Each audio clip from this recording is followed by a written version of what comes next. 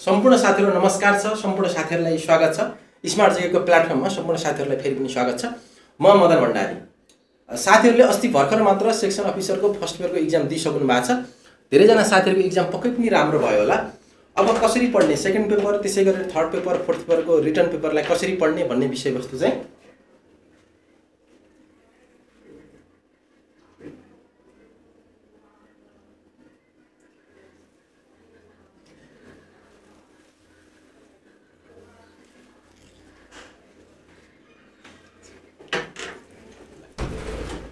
साथीहरुलाई फेरि पनि स्वागत छ। अलिकति टेक्निकल प्रब्लमले गर्दाखेरि समस्या भयो।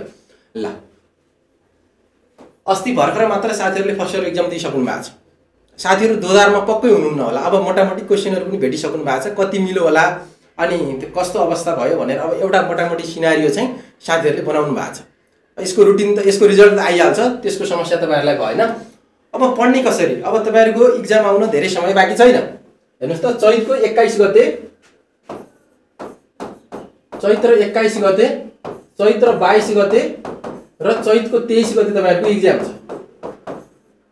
21, 22, 23 गते भनेपछि अब हामीसँग धेरै समय बाँकी छैन। तर यो समयलाई अब कसरी सदुपयोग गर्ने त? यो समयलाई कसरी सदुपयोग गर्नु पर्यो हामीले चाहिँ हामीसँग second paper, third paper, fourth paper अझै पनि दिन बाँकी छ। कतिपय साथीहरु कस्तो हुन्छ भन्दाखेरि कतिपय साथीहरुको 60 प्लस बस्या होला, कतिपय साथीहरुको 40 मात्रै बस्या होला। म चाहिँ पास हुन्छु कि हुँदिन भन्ने ढुकढुकी छ होला। कतिपय साथीहरुको 50 मात्रै मिल्या होला। पास भएपछि तयारी गर्दा हुन्छ है साथीहरु। ढुक्क भएर पास भएपछि तयारी गर्दा हुन्छ। तपाईको अगाडि नै नाम निस्किन सक्ने सम्भावना पनि हुन्छ। त्यही भएर चिन्ता लिनुपर्ने आवश्यकता केही छैन। तपाईहरुको फर्स्ट पेपरमा जति नम्बर आउँछ त्यो फर्स्ट पेपरमा आएको नम्बरको 50% मात्रै जोडिने हो, पास भएपछि पुग्छ। धेरै चिन्ता लिनु पर्दैन। बजारमा कसले के भन्छ, कसको कुरा सुन्ने, धेरै तपाईले चिन्ता लिनै पर्दैन। फर्स्ट पेपर पास हुनुहुन्छ भने तपाईको लागि फर्स्ट पेपर पास भएपछि पुग्यो। हामीसँग तयारी गर्नुपर्ने अझै छ त, 300 नम्बरको बाँकी नै छ त। हेर्नुस् त, second paper, third paper, fourth paper बाँकी नै छ। रिटन पेपर अहिले पछिल्लो ट्रेन्ड के देखिन थाल्यो भन्दाखेरि जसको रिटन पेपर राम्रो हुन्छ ऊ अगाडि आउन सक्ने सम्भावना अत्याधिक मात्रामा छ। हामीसँग रिटन पेपर छ, इन्टरभ्यु छ, त्यसै गरेर कम्प्युटर पनि हामीसँग छँदैछ अनि ग्रुप डिस्कसन छँदैछ। भनिसके पश्चात फर्स्ट पेपरमा पास हुनुहुन्छ, पास हुन्छु भन्ने लाग्छ भने तपाईको 45 आओस्, 50 आओस्, 60 आओस्, 65 आओस्, जतिसुकै आओस्, पास हुने बित्तिकै अगाडि बढ्ने। 50% मात्रै नम्बर जोडिने हो। तपाईको 60 को साथीको मानौ 60 मिलेको छ भने उसको 30 नम्बर आउँछ। तपाईको 50 मिलेको छ, 45 मिलेको छ अथवा 50 मिलेको छ भने तपाईको 25 नम्बर आउँछ। धेरै फरक पर्दैन। बाँकी 300 नम्बर रिटन पेपर बाँकी नै छ भनेपछि तपाईहरु दोधारमा हुनुहुन्छ भने त्यो दोधारमा लिइराख्न आवश्यक छैन। कसले के भनेको छ भन्ने कुरामा ध्यान नदिनु होला। आजदेखि नै अहिलेसम्म कतिपय साथीहरु तयारी गरिसक्नु भएको छ, गर्नु भएको छैन भने पनि आजदेखि नै तपाईहरुले क्लास चाहिँ पढ्नु होला, आफूले घरमा पनि हेर्नु होला। अब रिटन पेपर पढ्दाखेरि के कस्ता विषयवस्तुमा ध्यान दिने भन्ने कुरा छ। अब शाखा अधिकृतको तयारी गर्नु, शाखा अधिकृत पास गर्नु भनेको चाने चुने कुरा होइन साथीहरु। अब मेहनत लाग्छ, निकै राम्रो मेहनत चाहिन्छ। तपाईहरुको अध्ययनशीलता कस्तो छ अनि तपाईको त्यो एनालाइज गर्ने त्यो किसिमको विश्लेषण गर्न सक्ने क्षमता कस्तो छ भन्ने विषयवस्तु चाहिँ विशेष रूपमा तपाईहरुले ध्यान दिनुपर्छ। अब स्मार्ट जिकेले पनि साथीहरु यही फागुन 1 गतेदेखि तपाईहरुलाई नै लक्षित गरेर रिटन पेपरको क्लासहरु सुरु गरेको छ। धेरै क्लासहरु सुरु भएको छैनन्, भर्खर सुरुवात मात्रै भएको छ। तपाईहरु पनि इच्छुक हुनुहुन्छ भने क्लास लिन सक्नुहुन्छ। यसमा second paper, third paper, fourth paper सबै विषयवस्तु पढाइ हुन्छ अनि नोटहरु पनि तपाईहरुले पाइहाल्नुहुन्छ र सकेसम्म क्लासलाई इन्टरेक्टिभ गर्ने तरिकाहरुले तपाईहरुले नबुझेको विषयवस्तुलाई अलिकति बढी फोकस हुने किसिमले चाहिँ त्यो किसिमले चाहिँ हामीले सँगसँगै अगाडि लिएर जान्छौं।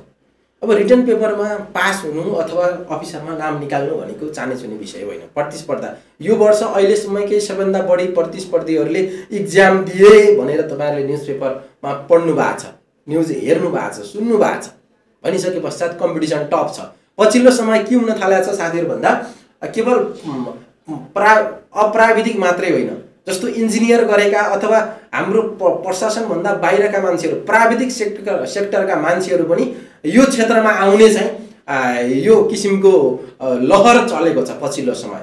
उनीहरुले यो क्षेत्रमा शाखा अधिकृत प्रशासनमा चाहिँ उनीहरुले बढी चाहिँ के देखे, उनीहरुले आफ्नो वृत्ति विकास देखे, भविष्य सेक्युर ठाने। यसको चाहिँ डाइमेन्सन धेरै छ, यसको क्षेत्र बढी छ भनेर पछिल्लो समय इन्जिनियर पढेको होस् अथवा अन्य विषयवस्तु पढेको पनि शाखा अधिकृतमा आउने त्यो किसिमको ट्रेन्ड देखिएको छ। तपाईले नाम निकालिसकेपछि पनि तपाईको नाम कतिपय साथीहरुको यही वर्ष नाम निस्किन्छ। तपाईको ग्रुपमा पनि हेर्नु होला ब्याच भन्ने हुन्छ, त्यो ब्याचमा चाहिँ आएका हुन्छन् त्यो विभिन्न समूहका मानिसहरु पनि पछिल्लो समय आउने ट्रेन्ड छ। त्यो कुरा साथीहरुले पनि बुझ्नु भएको छ। तपाईहरुलाई पनि पक्कै पनि साथीहरुले फोटो राखेका छन् स्टाफ कलेजको अगाडिपट्टि टक्क फोटो खिचेर राखेका छन्। साथीहरुलाई पनि त्यो रहर मैले पनि यस्तै कहिले गर्ने होला, मैले पनि टक्क फेसबुकमा अथवा मैले टिकटकमा भिडियो कहिले बनाउने होला भन्ने रहर साथीहरुलाई पनि छ, नभएको होइन। अब त्यो भनेको रहर सबैलाई हुन्छ। जसले लोकसेवाको तयारी गर्छ सेक्सन अफिसर हुनु चाहिँ उसको अल्टिमेट उद्देश्य हुन्छ। नासुनै पद भए पनि, खर्दारै भए पनि अथवा अन्य पद भए पनि, स्थानीयमा नै किन नभए पनि सङ्घको शाखा अधिकृत बन्ने सपना चाहिँ सम्पूर्ण साथीहरुको हुन्छ।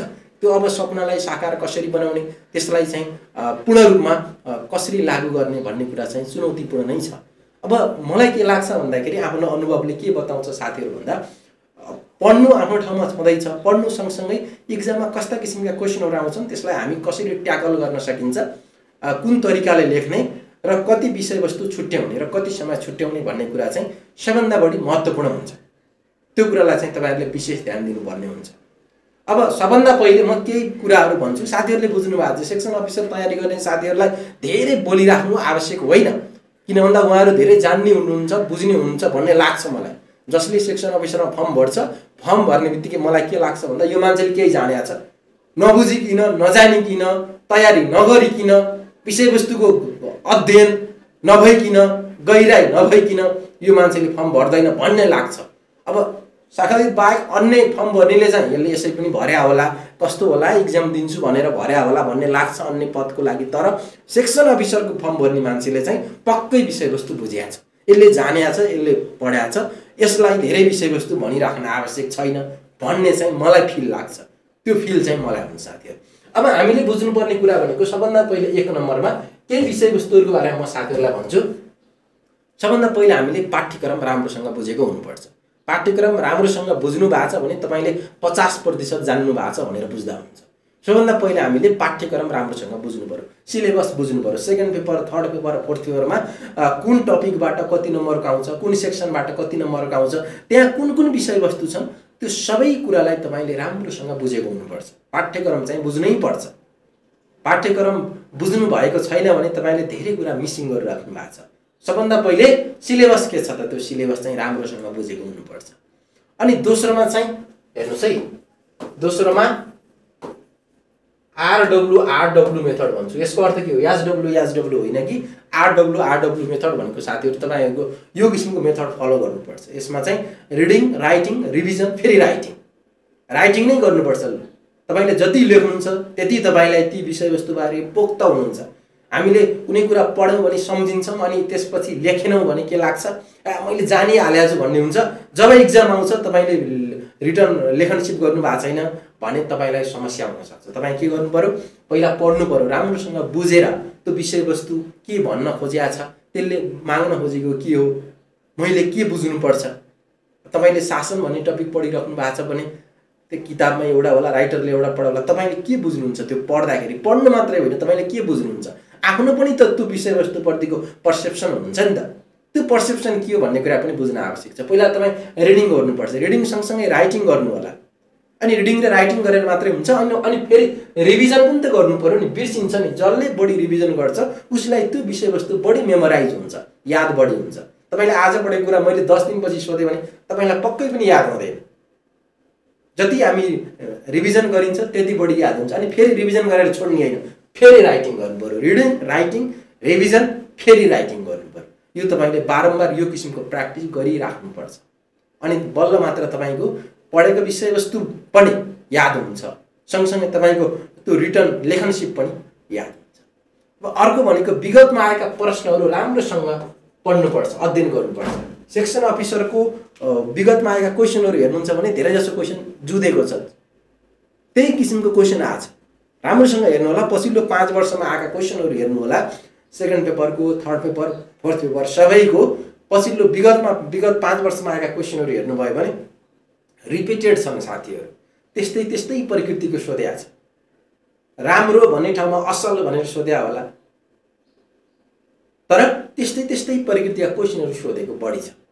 50% क्वेसन त त्यस्तै प्रकृतिका सोध्छ।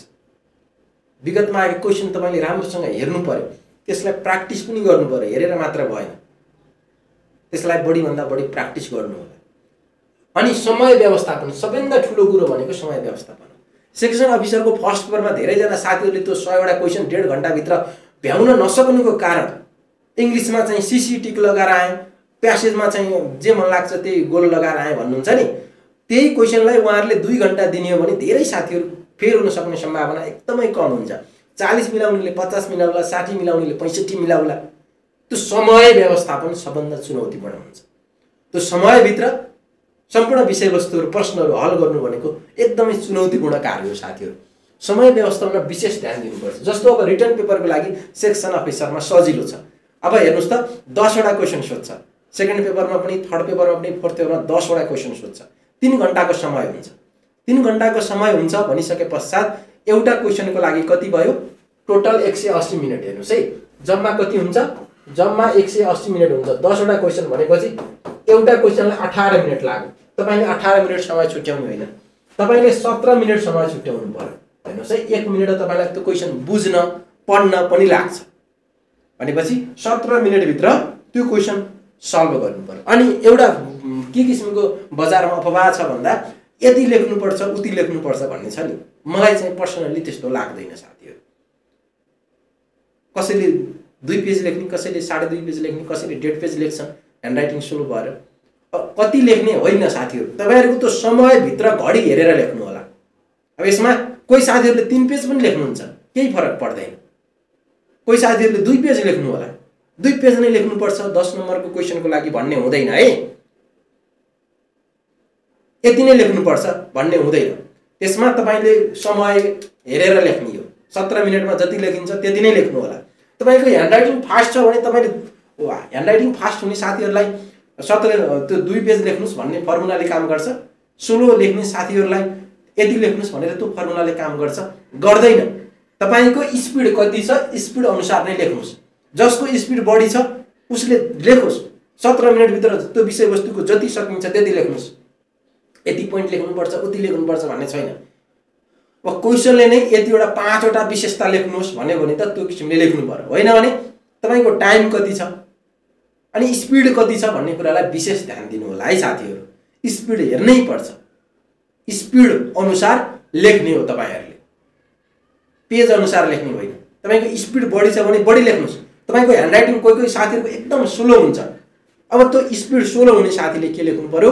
मैले 17 मिनटभित्र कति लेख्ने त, के कुरा राख्ने भन्ने सोच्नु पर्यो।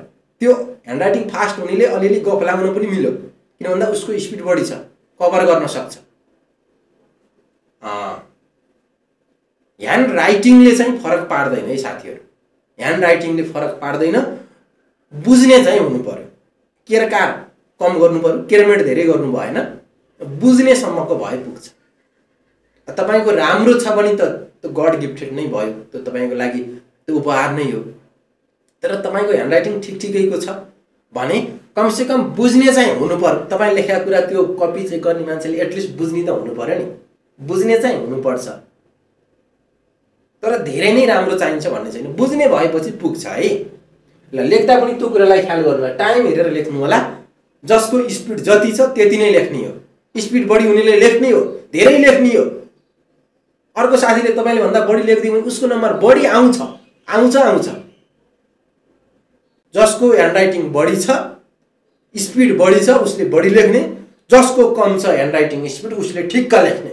के लेख्ने भनेर ट्याक्क पहिले विचार गर्नु पर्यो। अनावश्यक भूमिका बाँध्ने, धेरै व्याख्या गर्ने, व्याख्यात्मक शैलीको हुनु भएन। एकदम छोटो मिठो टाइपको हुनु पर्यो ह्यान्डराइटिङ। स्पिड कम हुने मान्छेको, बढी हुने मान्छेले अलिअलि तानतुन गर्छ, गफ लाउँछ, लेख्छ, सबै कुरा समेटिन्छ। त्यो कुरामा चाहिँ तपाईँ ध्यान दिनु होला। तपाईँ अब ह्यान्डराइटिङ फास्टवाला हो कि स्लोवाला हो भन्ने कुरालाई तपाईँहरूले विशेष ध्यान दिनु होला। ल, अब अर्को भनेको साथीहरू तपाईँले ध्यान दिनुपर्ने भनेको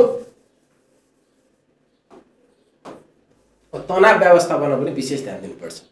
समय व्यवस्थापन मात्रै ठुलो कुरा होइन। अब सेक्सन अफिसर तयारी गर्ने साथीहरू तनाव व्यवस्थापनमा पनि ध्यान दिनुपर्छ।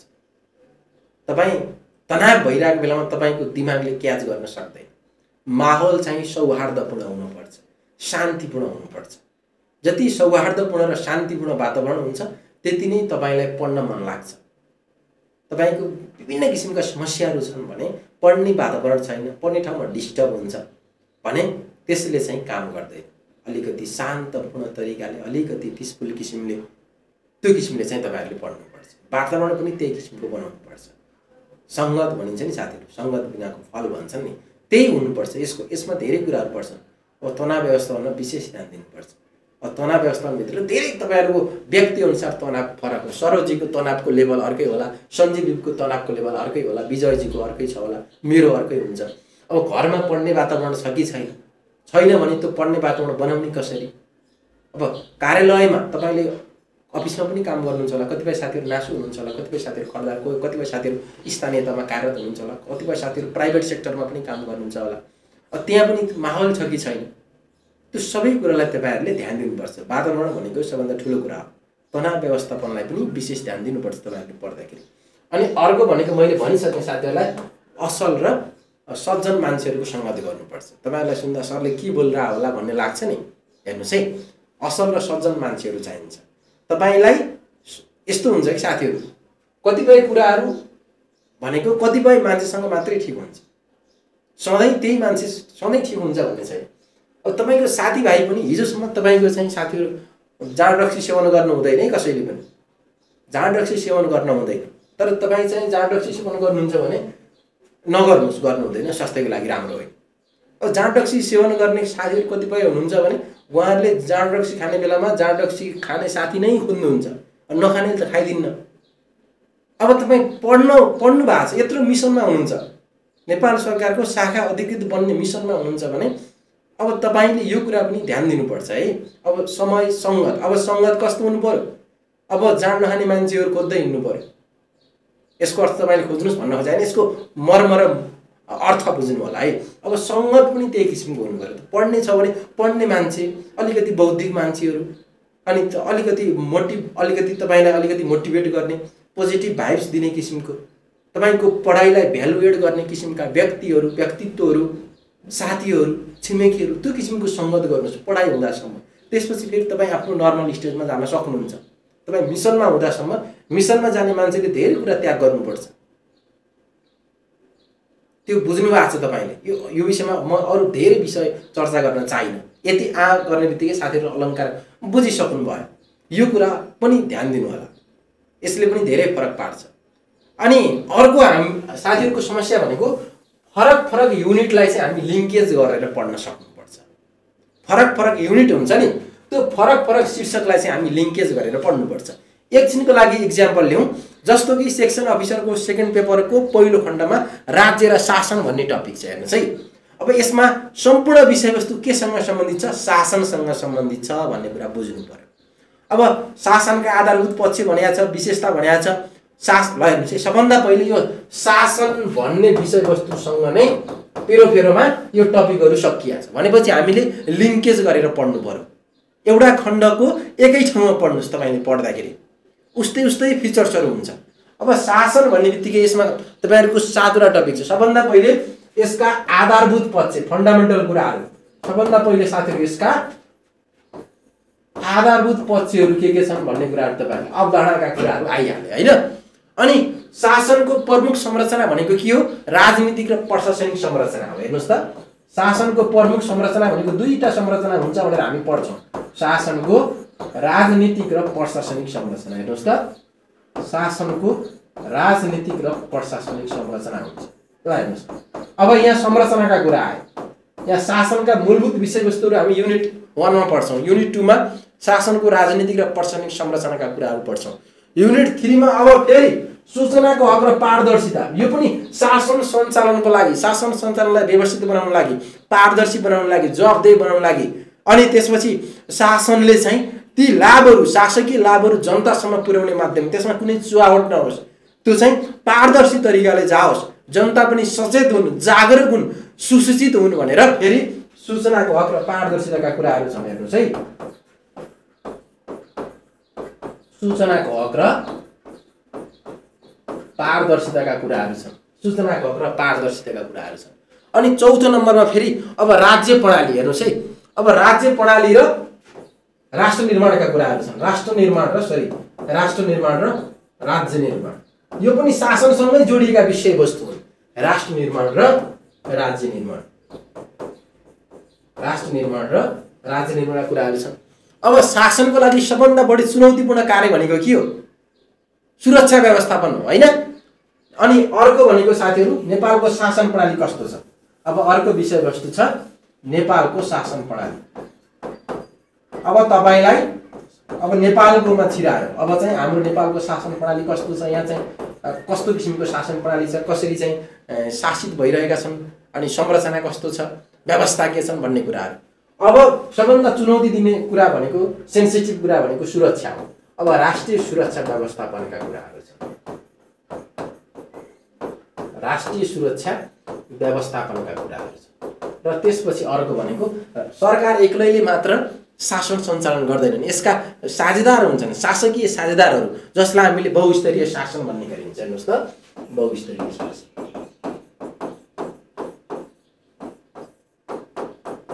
हरेक खण्ड पढ्दाखेरि तपाईहरुले यसरी पढ्नु होला। हरेक खण्ड पढ्दाखेरि एउटालाई अर्कोसँग लिङ्केज गरेर पढ्नुस् कि एक्जाममा पनि क्वेशन त्यही टपिकबाट मात्रै आउँछ भन्ने छैन। 5 नम्बरको एउटाबाट आउँछ, 5 नम्बरको अर्कोबाट एड गरेर लिङ्केज गरेर एक्जाममा क्वेशनहरू सोध्न सक्छ। यो साथीहरुले यो कुरा बुझ्नु भएको छ। त्यही भएर यो खण्डलाई चाहिँ एउटा पाठलाई एकै ठाउँमा राख्नुस् के तपाईहरुले पढ्दाखेरि। अब यसका चाहिँ विशेषता लगभग उस्तै हुन्छन्। अनि कानुनी व्यवस्था भन्यो भने कानुनी व्यवस्था उस्तै हुन्छन्, संरचनाका कुराहरू हुन्छन्। एकै ठाउँमा बनाएर पढ्नु होला। एउटा खण्डलाई लिङ्केज गर्नुस् के सूचनाको हक र पारदर्शिता र राज्य निर्माण राष्ट्र निर्माण बीच के सम्बन्ध छ, सूचनाको हक र शासनको राजनीतिक संरचना प्रचलन के सम्बन्ध छ, शासनको राजनीतिक प्रशासनिक संरचना र राष्ट्रिय सुरक्षा व्यवस्थापनसँग के सम्बन्ध छ, सूचनाको हक र पारदर्शिताले राष्ट्रिय सुरक्षा व्यवस्थापनलाई चुनौती दिन्छ कि दिँदैन, अनि बहुस्तरीय शासनमा सूचनाको हकको के महत्त्वपूर्ण भूमिका छ, राज्य निर्माण गर्ने काममा चाहिँ सूचनाको हकको महत्त्व छ कि छैन, प्रशासनिक संरचनाको के काम हो त राष्ट्र निर्माण गर्ने काममा, संरचनाको दायित्व के हो त भनेर यो किसिमका क्वेशनहरू सोध्छ के। यो क्वेशन भनेको आफै बनाउने हो, टपिक लेख्ने आफै बनाउने क्वेशनहरू।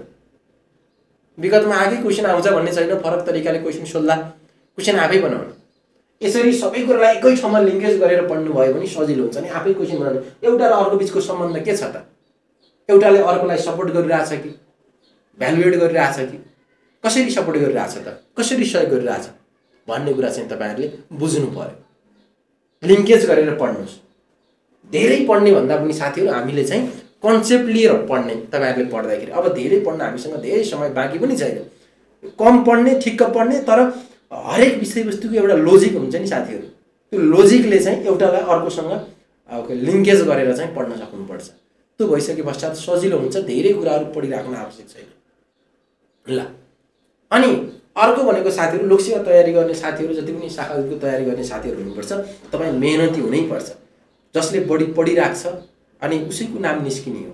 अनि धैर्यवान हुनुपर्छ, तपाई एकदम प्यासन लेभल हाई हुनुपर्छ। कसरी भन्दा कतिपय साथीहरु कति वर्षदेखि तयारी गरिरहनु भएको छ। अब हेर्नुस् न, प्रतिस्पर्धा नै कति धेरै छ साथीहरु। कति वर्षदेखि तयारी गर्दा पनि सबै जान्दै पनि नजानेको केही छैन, तर पनि नाम निस्किरहेको हुँदैन। त्यो तपाई मेहनती हुँदै पनि, तपाई आत्मविश्वासिलो हुँदै पनि तपाईको नाम निस्किरहेको हुँदैन। कतिपय साथीहरु अब के भन्ने, तपाईहरु त भर्खर सुरु गर्नु भएको छ, तपाईलाई त्यति समय लाग्छ भन्न खोजे हैन। राम्रोसँग अध्ययन गरियो भने सेक्सन अफिसर पास गर्न धेरै लामो समय लाग्दैन। कतिपय साथीहरु कति तयारी गर्दा पनि 5 वर्ष, 6 वर्ष, 7 वर्ष, 8 वर्षमा नाम निकालेका उदाहरणहरू पनि छन्। 9-10 वर्षकोमा पनि नाम निकालेको उदाहरणहरू छन्। एमबीबीएसमा तपाईले 1 वर्ष अगाडिको न्युज सुन्नु भएको थियो होला नि, कति पटकमा नाम निकालेको हो। तपाईलाई त्यत्रो समय लाग्छ भन्न खोजे होइन।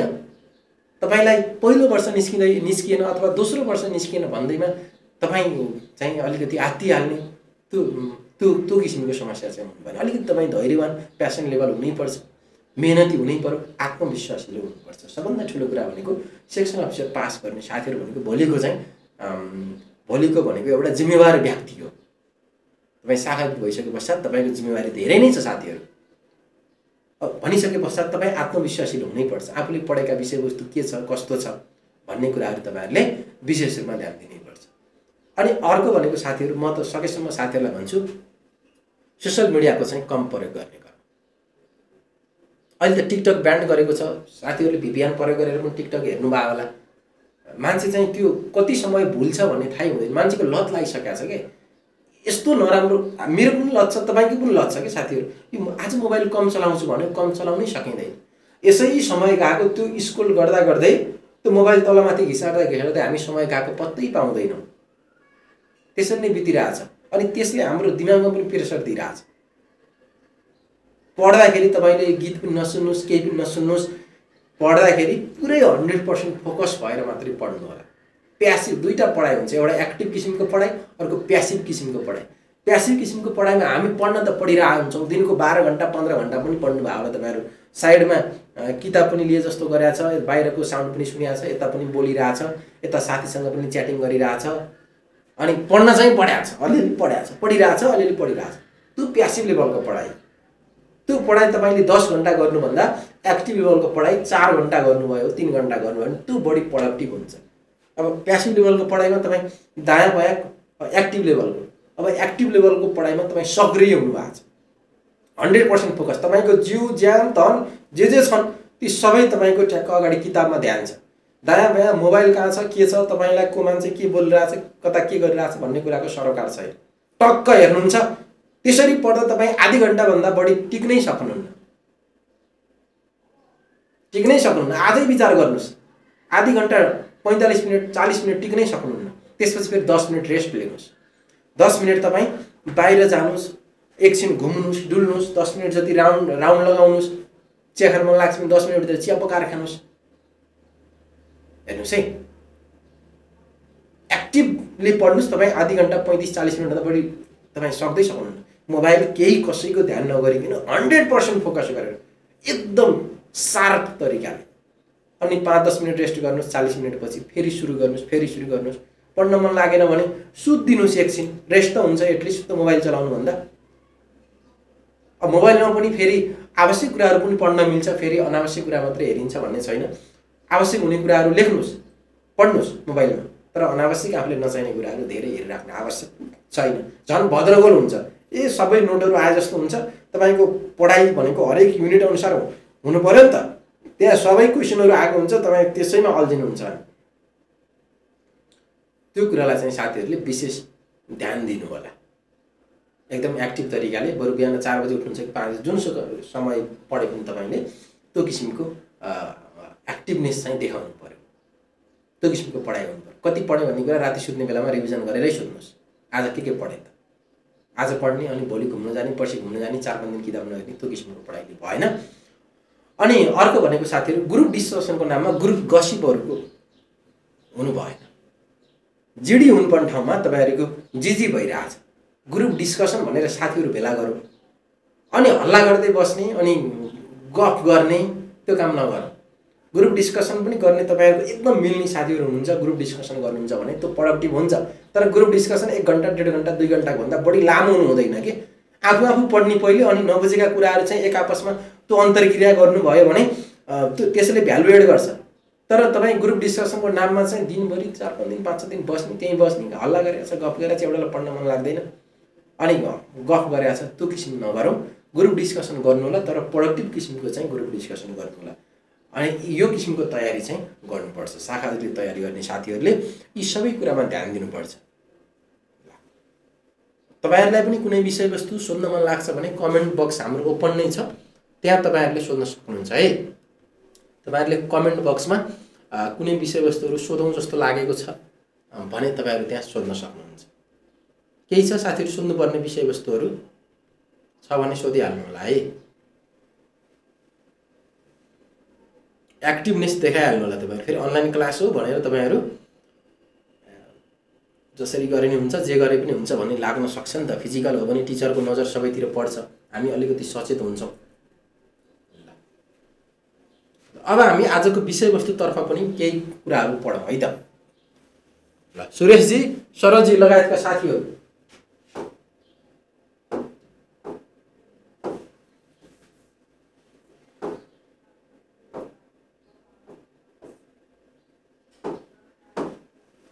आजको हाम्रो पहिलो टपिक चाहिँ साथीहरु सेकेन्ड पेपरको हुँदैन, क्लास 6:30 बजेबाट नै सुरु हुन्छ है। किन भन्दा अरु क्लासहरु पनि हुन्छ, म्यानेज गर्नुपर्ने कारणले गर्दाखेरि 6:30 बजेबाट क्लास हुन्छ। तपाईको 6 बजे र 6:30 बीच के त्यस्तो समस्या छ र तपाईलाई सरोजी? के समस्या छ र 6:30 र 6 मा केही तपाईको त्यस्तो हुने केही समस्या छ र? छ भने भन्नु होला है।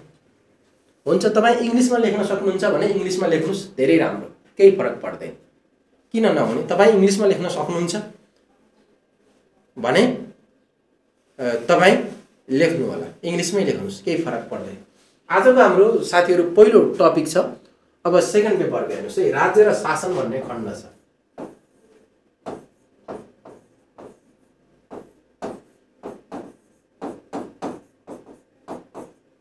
राज्य र शासन भन्ने खण्डको पहिलो युनिट हेर्नु होला, शासनका आधारभूत पक्षहरू।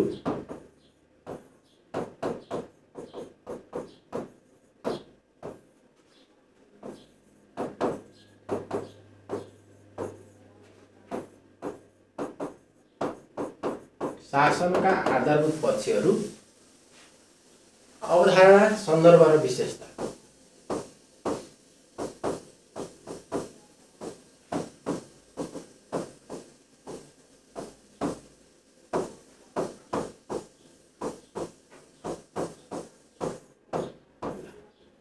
सेकेन्ड पेपरको पहिलो खण्डको पहिलो टपिक छ साथीहरु, शासनका आधारभूत पक्षहरू अनि त्यसै गरेर यसको अवधारणा, सन्दर्भ र विशेषता। सबभन्दा पहिला हामीले बुझ्नु पर्यो यो शासन भन्ने के हो। ल तपाई भन्नुस् त, कमेन्ट गर्नुस् त। फेभर भन्ने हुँदैन साथीहरु, फेभर भन्ने हुँदैन। तपाईले इंग्लिशमा लेख्न सक्नुहुन्छ भने लेख्नुस् न, अरु दायाँ बायाँ कुरासँग सरकार नै छैन। फेभर भन्ने कुरा छँदै छैन। तपाई इंग्लिशमा चाहिँ फ्लुएन्ट हुनुहुन्छ, तपाई राम्रो हुनुहुन्छ भने इंग्लिशमै लेख्नुस्, केही फरक पर्दैन। तर तपाईको इंग्लिश कमजोर छ, नेपालीमा पढ्छु, नेपालीमै लेख्छु भन्नुहुन्छ भने नेपालीमै लेख्नुस्। सक्नुहुन्छ भने इंग्लिशमै लेख्नुस्, सक्नुहुन्न भने नेपालीमा लेख्नुस्। भाषाले केही फरक पार्दैन है साथीहरु। ल अब शासन भनेको के हो साथीहरु? यो कुरा बुझ्नु पर्यो। शासन भनेको सबभन्दा पहिले शासन भनेको के हो? शासन भनेको राज्य सञ्चालन गर्ने प्रणाली, पद्धति, तरिका, विधि हो। शासन, गभर्नेन्स भनेको के हो साथीहरु? शासन भनेको लेख्नुस् त, तपाईहरु लेख्नुस् त पहिलो पोइन्ट। शासन भनेको के हो? शासन भनेको राज्य सञ्चालन गर्ने प्रणाली, पद्धति, तरिका वा विधिलाई हामीले शासन भन्ने गरिन्छ। शासन भनेको राज्य सञ्चालन गर्ने प्रणाली, पद्धति, तरिका वा विधिलाई हामी शासन भनिन्छ। शासन भनिन्छ राज्य सञ्चालन गर्ने प्रणाली, पद्धति, तरिका, विधि जसरी राज्य सञ्चालन गरिन्छ त्यसैलाई हामी शासन भन्ने गरिन्छ। अर्को भाषामा शासन भनेको राज्य सञ्चालनको क्रममा सरकारद्वारा गरिने मानवीय व्यवहारको नियमन, व्यवस्थापन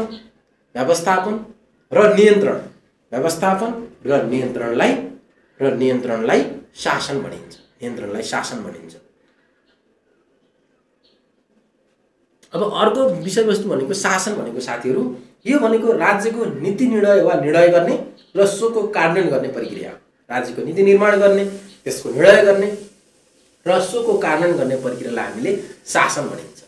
शासन भनेको सबैले बुझिने भाषामा राज्य सञ्चालनको व्यवस्थापनको लागि गरिने समग्र विधि, प्रक्रिया, पद्धति, तरिका, संरचना, विषयहरू भनेको शासन हो।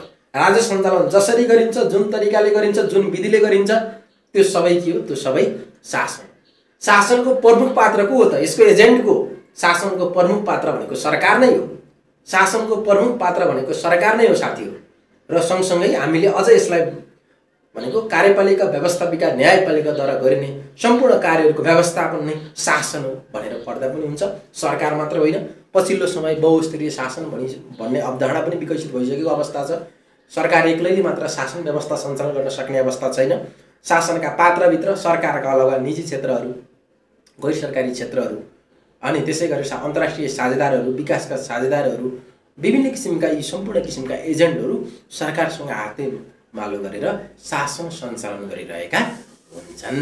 ल अब यति मात्रै हो त शासन भनेको। अनि शासनको अर्को बुझ्नुपर्ने कुरा, हामी दोस्रो युनिटमा जानुस् त। शासनको दुईवटा संरचना हुन्छ। एउटा शासनको राजनीतिक संरचना। शासनको संरचना दुई किसिमको हुन्छ। शासनको राजनीतिक संरचना र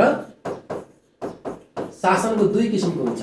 शासनको राजनीतिक संरचना र शासनको प्रशासनिक संरचना।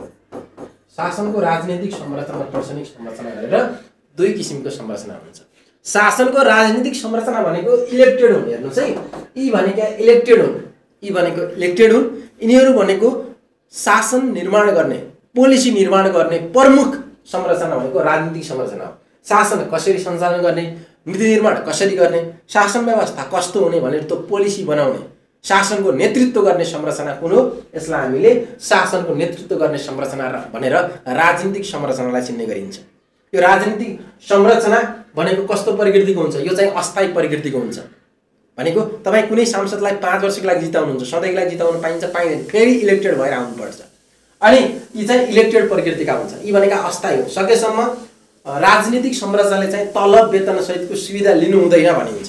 अब हाम्रोमा लिएको छ त्यो अलग कुरा हो। तर राजनीतिक संरचनाका जति पनि संयन्त्र छन्, पदाधिकारी छन्, पदनामहरू छन्, यिनीहरूले चाहिँ कुनै पनि किसिमको तलब सुविधाहरू लिनु हुँदैन भन्ने गरिन्छ। नेपालमा लिएका छन् त्यो अलग कुरा हो। शासनको नेतृत्व गर्ने प्रमुख संरचना भनेको राजनीतिक संरचना हो। यो निर्वाचित हुन्छ। ल अब शासनको प्रशासनिक संरचना भनेको हेर्नुहोस् है, शासनको प्रशासनिक संरचना भनेको शासनको सहयोगी संरचना हो। यिनीहरू के हुन्छन्? यिनीहरू भनेको साथीहरू स्थायी प्रकृतिका हुन्छन्। यिनीहरूलाई तलब सुविधा दिइन्छ। तपाईँ पनि भोलि सेक्सन अफिसर भइसके पश्चात तपाईँ पनि प्रशासनिक संरचना हो, तपाईँ स्थायी प्रकृतिको हुनुहुन्छ। हेर्नुहोस् त, यी भनेका स्थायी प्रकृतिको हो, यी भनेका सहयोगी संरचना हो। शासनको राजनीतिक संरचना भनेको मूल नेतृत्व कसले गर्छ? राजनीतिक संरचनाले गर्छ। यिनीहरूले दिएका ती निर्देशन, नीति निर्माण, पोलिसीलाई कार्यान्वयन गर्ने, जनताको घर दैलोसम्म पुर्याउने, विकासमूलक क्रियाकलाप सञ्चालन गर्ने, सार्वजनिक सेवा प्रवाह गर्ने, अनि ती शासकीय लाभहरूलाई जनताको घर दैलोसम्म पुर्याउने काम कसले गर्छ? शासनको प्रशासनिक संरचनाले गर्छ। शासनको प्रशासनिक संरचनाले, शासनको मूल संरचनाले लिएका ती नीति, निर्णय, निर्देशन, कार्यक्रमलाई जनताको घर दैलोसम्म पुर्याउने, शासकीय लाभहरू जनताको घर दैलोसम्म पुर्याउने काम कसले गर्छ? प्रशासनिक संरचनाले गर्छ। अनि यी भनेको विषय विज्ञ सेवा, यसलाई विषयज्ञ सेवा पनि भन्ने गरिन्छ। कसरी विषय विज्ञ सेवा हो भन्दाखेरि यो भनेको योग्य कर्मचारीहरू मात्रै आउँछन्, योग्य प्रशासनिक कर्मचारीहरू मात्रै आउँछन्। यी भनेको विषय विज्ञ हुन्छन्। तपाईँ सेक्सन अफिसर भनिसके पश्चात तपाईँ विज्ञ हुनुहुन्छ आफ्नो क्षेत्रमा, इन्जिनियर भनिसके पश्चात ऊ विषय विज्ञ छ। त्यो विज्ञहरू मध्येबाट पनि, त्यो साथीहरू एक्सपर्टबाट पनि अझ बढी एक्सपर्ट चाहिँ छानिएर आउने सेवा भनेको प्रशासनिक संरचना। यसले चाहिँ राजनीतिक संरचनालाई आवश्यक सुझाव दिन्छ, सल्लाह दिन्छ। प्रशासनिक संरचनाले यो चाहिँ कस्तो प्रकृतिको हुन्छ? यो चाहिँ सेलेक्टेड हुन्छ। यो चाहिँ सेलेक्टेड प्रकृतिको हुन्छ। यो कस्तो हुन्छ? यो चाहिँ सेलेक्टेड हुन्छ। ल, यति कुरा चाहिँ साथीहरूले बुझ्नुभयो होला। अब शासन भनेको साथीहरूले बुझ्नुभयो होला। अब शासन भन्ने बित्तिकै यी समग्र कुराहरू आउँछन्। हेर्नुहोस् है, अब समग्रमा सारौं जनताको व्यापक सहभागिता र नेतृत्वमा जनहितका खातिर राज्य सञ्चालन र व्यवस्थापनका सन्दर्भमा सरकार र सरकारका सहयात्रीहरूको सहकार्यमा सम्पन्न गर्ने सम्पूर्ण विधि, पद्धति, प्रक्रिया, मान्यता र अभ्यास नै के हो? मान्यता र अभ्यास नै शासन हो। मान्यता र अभ्यास नै शासन हो। यसरी तपाईहरु परिभाषित गर्न सक्नुहुन्छ। सबभन्दा पहिले तपाईहरुले अब फेरि यसलाई हामी कसरी जाउँ भन्दा अब परम्परागत रूपमा हेर्नुस् है। अब परम्परागत रूपमा साथीहरु, परम्परागत रूपमा शासन भनेको के हुन्थ्यो? हुकुम नै शासन हुन्थ्यो। राजाले जे भन्छ, जे बोल्छ, जे गर्छ त्यही नै शासन हुन्थ्यो। हुकुमी शासन भनेको राज्यको पहिला शासकको नियन्त्रण हुन्थ्यो। शासन भनेको राजाले जे निर्देशन दिन्छ त्यही नै शासन व्यवस्था हुने गर्थ्यो परम्परागत रूपमा। तर पछिल्लो समयमा शासन भनेको के हो? पछिल्लो समय भन्नुस् त, सम्पूर्ण रूपमा राज्य सञ्चालन कसरी गर्ने, त्यहाँ विभिन्न संरचना हुन्छन्, सबैको आफ्नो आफ्नो भूमिका हुन्छ। कानुन संविधानद्वारा उनीहरू निर्देशित हुन्छन्, नियन्त्रणमा राखिएको हुन्छ। सबैको आफ्नो आफ्नो भूमिका हुन्छ र सम्पूर्ण त्यो साझेदारहरू एक आपसमा मिलेर साझेदारीमा शासन व्यवस्था पछिल्लो समय सञ्चालन गरिन्छ। पहिले शासन भनेको नियन्त्रण गर्नु मात्रै शासन थियो। जनतालाई नियन्त्रण गर्नु, आफूलाई जे मन लाग्छ त्यही गर्नु हुकुमी शासन प्रकृतिको थियो। त्यहाँ चाहिँ जनताका मौलिक अधिकारका कुराहरू, नागरिक अधिकार, सर्वोच्चताका कुराहरू, कानुनी शासनका कुराहरू थिएनन् परम्परागत रूपमा। ल अब त्यसै गरेर साथीहरू अब शासनको सुरुवात कहिलेबाट भयो भन्ने कुरा आउँछ। हेर्नुहोस् है, अब शासनको विकासक्रम कसरी भयो त? यसका महत्त्वपूर्ण पक्षहरू के हुन् त? ल, शासनको विकासक्रम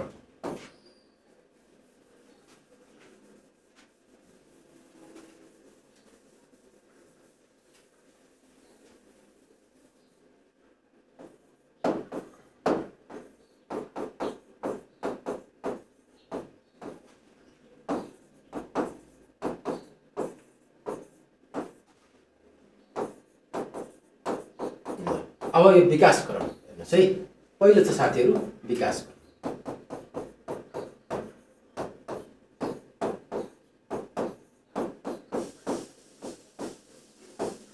शासनको विकासक्रम। ल, शासनको विकासक्रम कहिलेदेखि भयो ल भन्नुहोस् त? आजभन्दा 5000 वर्षभन्दा अगाडि मानव सभ्यताको सुरुवात भएको थियो।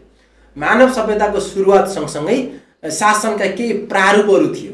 शासनका केही प्रारूपहरू सुरुवात भएको पाइन्छ। मानव सभ्यताको विकास सँगसँगै शासनका केही प्रारूपहरू सुरु भएको पाइन्छ।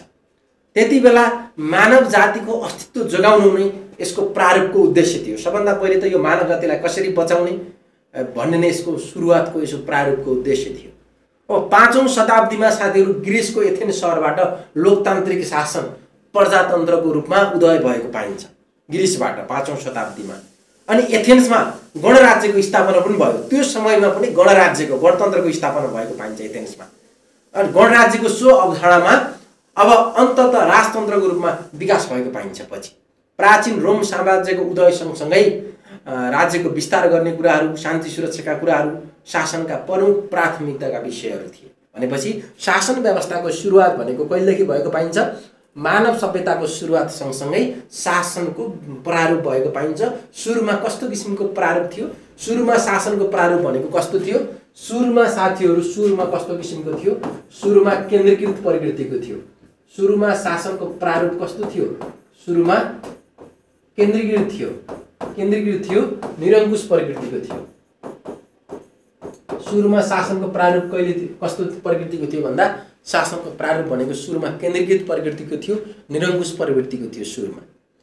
त्यसपश्चात साथीहरू सन् 1215 मा बेलायतमा म्याग्ना कार्टा जारी भयो। म्याग्ना कार्टा साथीहरूले बुझिहाल्नुहुन्छ। सन् 1215 मा बेलायतमा म्याग्ना कार्टा जारी भयो। सन् 1215 मा बेलायतमा म्याग्ना कार्टा जारी भयो। त्यो म्याग्ना कार्टा भनेको के हो? म्याग्ना कार्टामा कति धारा छन् भनेर अस्ति भर्खरको सेक्सन अफिसरको फर्स्ट पेपरमा तपाईँहरूले अस्ति भर्खर कति धारा छन् भन्ने किसिमको क्वेसन आएको थियो। त्यो मिलाउनु पनि भयो होला। यो म्याग्ना कार्टा भनेको साथीहरू नागरिक अधिकारको प्रथम बडापत्र हो। यसलाई हामीले पहिलो लिखित कानुनी दस्तावेज पनि भन्न सकिन्छ। यसमा चाहिँ नागरिक स्वतन्त्रताको मान्यता स्थापित भयो। म्याग्ना कार्टाले शासनको केन्द्रबिन्दु अब जनता हुनुपर्छ। राजाले चाहिँ हुकुमी शासन गर्ने होइन, राजाले पनि कानुन जान्नुपर्छ, मान्नुपर्छ। सबैलाई कानुनी संरक्षण बराबर हुनुपर्छ। नो ट्याक्सेसन विदाउट रिप्रेजेन्टेसन अनि नो एक्सपेन्डिचर विदाउट लेजिस्लेसन भनेको जनताको प्रतिनिधित्व बिना कर उठाउन पनि पाइँदैन र संसदको स्वीकृति बिना राजाले पनि कसैले पनि 1 रुपैयाँ पनि खर्च गर्न पाउँदैन र जनताका नागरिक अधिकारहरू स्वतन्त्रतालाई चाहिँ ध्यान दिनुपर्छ भनेर सन् 1215 मा बेलायतमा म्याग्ना कार्टा जारी भयो। त्यो म्याग्ना कार्टाको शासनको केन्द्रबिन्दु के थियो? ल लेख्नुस् त। म्याग्ना कार्टा अनुसार शासनको केन्द्रबिन्दु के थियो? शासनको केन्द्रबिन्दुमा नागरिक स्वतन्त्रताको मान्यता स्थापित गर्यो। ल लेख्नुस् तपाईँहरूले। सन् 1215 बेलायतमा जारी म्याग्ना कार्टाले सन् 1215 बेलायतमा जारी म्याग्ना कार्टाले शासनको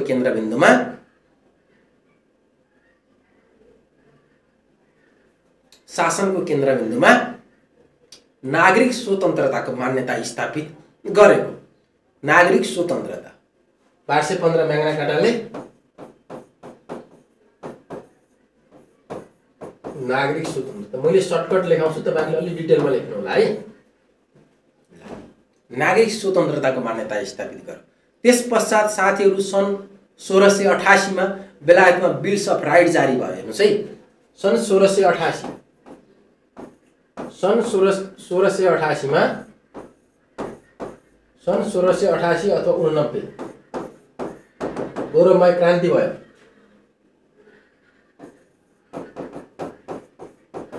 बिल अफ राइट जारी भयो। हेर्नुस् है, बेलायतमा 1688-89 मा बिल्स अफ राइट जारी भयो। बिल्स अफ राइटले के कुरामा जोड दिएको छ? संसदीय सर्वोच्चता। ल हेर्नुस् त, नेपालमा कुन किसिमको शासन प्रणाली छ? यही संसदीय सर्वोच्चता। तपाईहरुले एउटा उखान सुन्नु भएको छ, एउटा जुक्ति सुन्नु, उखान भन्दा पनि एउटा कहावत सुन्नु भएको छ होला। बेलायतको संसदले पुरुषलाई महिला र महिलालाई पुरुष बनाउन सक्दैन, त्यो बाहेक सबै काम गर्न सक्छ भनेर सुन्नु भएको छ होला। त्यति पावरफुल यो संसदीय सर्वोच्चता भनेको। सरकार कुनै बेला ढलाउने, कुनै बेला गिराउने, प्रधानमन्त्री कसैलाई बनाउन नबनाउने, ती सबै खेलहरू कहाँ खेलिन्छन्? यो संसदीय खेलभित्र खेलिन्छ। संसदीय सर्वोच्चताको स्थान कहिले दियो भन्दा यो बेलायतमा 1688-89 मा बिल्स अफ राइट जारी भइसँगसँगै संसदीय सर्वोच्चताको मान्यतालाई स्थापित गरेको पाइन्छ। त्यस पश्चात साथीहरू त्यसपछि अब 1787 मा हेर्नुस् है, सनमा लेख्नु होला। सन् 1787 मा के भयो? सन् 1787 ल त्यसपछि साथीहरू अमेरिकाको संविधानमा त्यसपछि साथीहरू अमेरिकी स्वतन्त्रता संग्राम भयो। त्यसपछि अमेरिकी स्वतन्त्रता संग्राम, फ्रान्सेली राज्य क्रान्ति भयो। अब अमेरिकी स्वतन्त्रता संग्रामले पनि साथीहरू नागरिक स्वतन्त्रताका कुराहरू, शासनको केन्द्रबिन्दु नागरिक नै हुनुपर्छ, उनीहरूको मानव अधिकार लगायतका नागरिक सर्वोच्चता स्थान विशेष दिनुपर्छ भनेर अमेरिकी स्वतन्त्रता संग्रामले पनि ती कुराहरूलाई विशेष ध्यान दिएको पाइन्छ। अनि फ्रान्सेली राज्य क्रान्तिले गणतन्त्रको स्थापना गर्यो। अब चाहिँ शासन चाहिँ जनताका प्रतिनिधिले आफै गर्नुपर्छ भनेर त्यो किसिमको व्यवस्था पनि फ्रान्सेली राज्य क्रान्तिबाट आएको पाइन्छ। अब फ्रान्सेली राज्य क्रान्तिले कुन किसिमको शासन व्यवस्था अंगीकार गर्यो? एउटा भनेको साथीहरू अमेरिकी संविधान एवं अमेरिकी राज्य क्रान्ति, अमेरिकी राज्य क्रान्ति अथवा अमेरिकी स्वतन्त्र संग्रामका कुराहरू छन्। अब त्यसै गरेर अर्को भनेको फ्रान्सेली राज्य क्रान्ति। फ्रान्सेली राज्य क्रान्तिले राजतन्त्रको अन्त्य गर्दै गणतन्त्रको स्थापना गरेको पाइन्छ। राजतन्त्रको अन्त्य गर्दै साथीहरू अब चाहिँ जनताको शासन हुनुपर्छ भनेर सन् 1789 मा फ्रान्समा राज्य क्रान्ति भयो। त्यो राज्य क्रान्तिले निरङ्कुश राजतन्त्रको अन्त्य गरी जनताको शासन स्थापित गरेको पाइन्छ। अनि 18औं शताब्दीको अन्त्यतिर औद्योगिक क्रान्ति भयो। औद्योगिक क्रान्ति सँगसँगै निजी क्षेत्रको पनि केही स्थापना भएको पाइन्छ। निजी क्षेत्र पनि शासनको पात्रको रूपमा स्थापित, मान्यता पाएको चाहिँ पछि हो, तर 18औं शताब्दीमा भएको हेर्नुस् है। अब 18औं शताब्दीमा औद्योगिक क्रान्ति भयो। औद्योगिक क्रान्तिले पनि निजी क्षेत्रको चाहिँ कतै न कतै शासनमा भूमिका हुन्छ भनेर त्यो किसिमको मान्यता चाहिँ विकास भएको पाइन्छ। औद्योगिक क्रान्तिका कुराहरू छन्। त्यसपछि औद्योगिक क्रान्तिका कुराहरू छन्। अनि सन् 1930 मा विश्वमा ठुलो आर्थिक मन्दी भयो। त्यो आर्थिक मन्दी पश्चात किन्सियनले अर्थशास्त्रको बजारमाथिको राज्यको नियन्त्रण मान्यतालाई शासनमा अवलम्बन गर्यो। अब चाहिँ बजारमाथि राज्यको नियन्त्रण हुनुपर्छ भनेर 1930 मा भएको आर्थिक मन्दी पश्चात त्यो किसिमको शासन पद्धति चाहिँ विभिन्न देशका सरकारहरूले शासन प्रणालीमा ती विषयवस्तुहरू समाहित गरेको पाइन्छ। त्यसपछि 1945 मा साथीहरू दोस्रो विश्वयुद्धको अन्त्य भयो। 1945 मा दोस्रो विश्वयुद्धको अन्त्य भइसकेसँगै अब चाहिँ उपनिवेशवादको अन्त्य भयो र सँगसँगै अब बहुस्तरीय शासनको प्रारूप चाहिँ देखियो है। अब चाहिँ बहुस्तरीय शासन, राज्य सरकारले सम्पूर्ण शासन व्यवस्था सञ्चालन गर्न सक्दैन भनेर त्यो किसिमको प्रारूप चाहिँ दोस्रो विश्वयुद्धपछि देख्न सकिन्छ। दोस्रो विश्वयुद्ध त्यस पश्चात हामी अगाडि बढौँ साथीहरू। त्यस पश्चात अब हामी दोस्रो विश्वयुद्धका कुराहरू गर्छौँ। त्यसपछि 7 नम्बरमा दोस्रो विश्वयुद्धका कुरा। दोस्रो विश्वयुद्धपछि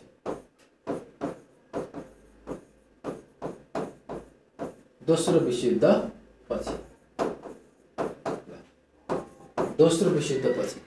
विश्वयुद्धपछि र त्यसपछि 1980 को दशकमा उदारीकरणको, निजीकरणको मान्यतामा शासनको मान्यता। अब साथीहरू एनपीएमको अवधारणाको विकास भयो। हेर्नुहोस् है, एनपीएम न्यू पब्लिक म्यानेजमेन्ट, निजी क्षेत्रले प्रवेश पायो। अब उदारीकरण, विश्वभर नै उदारीकरणका कुराहरू अनि ग्लोबलाइजेसनका कुराहरू अनि प्राइभेटाइजेसन भनेको निजीकरणको मान्यता कहिले पायो? 1980 को दशकपछि। अब शासन व्यवस्थामा अब निजी क्षेत्रको प्रवेश अत्याधिक भयो, उनीहरूको वर्चस्व भयो 1980 को दशकमा। निजी क्षेत्रलाई चाहिँ साथीहरू शासन व्यवस्थामा अगाडि सारियो। अब चाहिँ राज्यले भनेको केही प्रमुख आधारभूत कार्यहरू मात्रै राज्यले गर्नुपर्छ, अरू सम्पूर्ण काम निजी क्षेत्रलाई दिनुपर्छ भनेर, र राज्यले आफूले शासन गर्दा पनि निजी क्षेत्रका ती मान्यताहरू, ती व्यवस्थापकीय पाटोहरू जसले गर्दा निजी क्षेत्र सफल भएको छ त्यसलाई पनि अब शासन व्यवस्थामा सञ्चालन गर्नुपर्छ भन्ने किसिमको मान्यता 1980 को दशकमा आयो। 1980 को दशकमा, सन् 1980 को दशकमा एनपीएम, न्यू पब्लिक म्यानेजमेन्ट 1980 को दशकमा निजी क्षेत्रको प्रवेश भयो उदारीकरणको मान्यताले गर्दाखेरि शासनको। अनि 1990 को दशकमा सार्वजनिक व्यवस्थापनले निजी क्षेत्रको सफलतम अभ्यासलाई सार्वजनिक व्यवस्थापनमा भित्र्याउने काम गर्यो। अब फेरि सार्वजनिक प्रशासनमा पनि निजी क्षेत्रका ती प्रमुख गुणहरूलाई भित्र्याउन थालियो र सन् 2000 को दशक पश्चात, सन् 2000 को पछि नयाँ सार्वजनिक प्रशासनको मान्यताले जनताको वरिपरि पुगेर सर्भिस दिनुपर्छ। नयाँ सार्वजनिक सेवा एनपीएस सन् 2000 पछि न्यू पब्लिक सर्भिस, एनपीएस भनेको न्यू पब्लिक सर्भिस, नयाँ सार्वजनिक सेवा। हेर्नुहोस् है, सन् 2000 पछि सार्वजनिक प्रशासनको मान्यताले चाहिँ अब चाहिँ सेवा कहाँ जहाँ जनता छन् जनताको वरिपरि सेवा पुर्याउनुपर्छ भन्ने मान्यताको विकास भयो।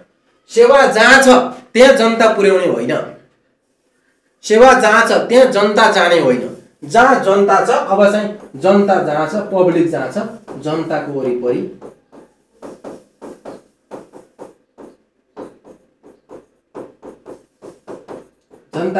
सेवा पुर्याउनुपर्छ, जनताको वरिपरि सेवा पुर्याउनुपर्छ भन्ने मान्यताको विकास भएको पाइन्छ। अब पछिल्लो समय अब तपाईँले कसरी लेख्न सक्नुहुन्छ भन्दा पछिल्लो समयमा शासन भनेको कस्तो प्रकृतिको छ? शासन भनेको पछिल्लो समय विकेन्द्रित प्रकृतिको, बहुस्तरीय प्रकृतिको छ।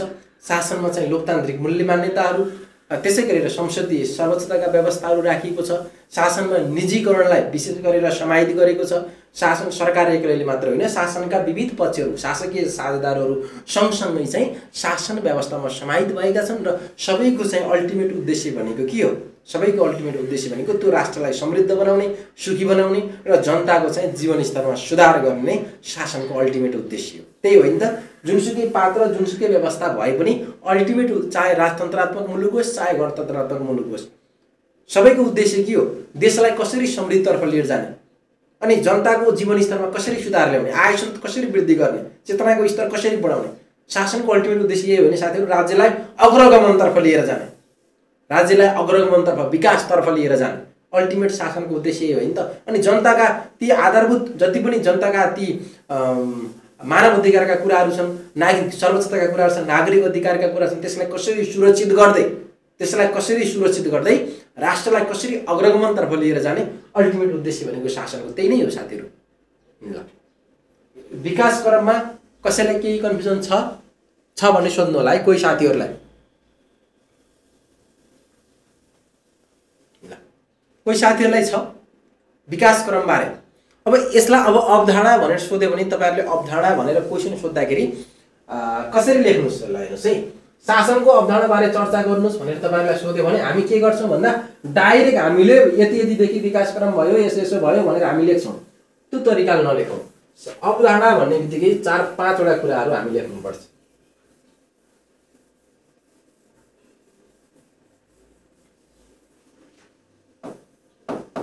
जस्तो शासनको अवधारणा भनेको छ, हेर्नुहोस् है, विकास क्रम र अवधारणा फरक कुरा हो। विकास क्रम एउटा भाग मात्रै हो। शासनको अवधारणाभित्र सबभन्दा पहिले तपाईँहरू परिचय दिनुहोस्। शासन भनेको के हो परिचय दिनुहोस्।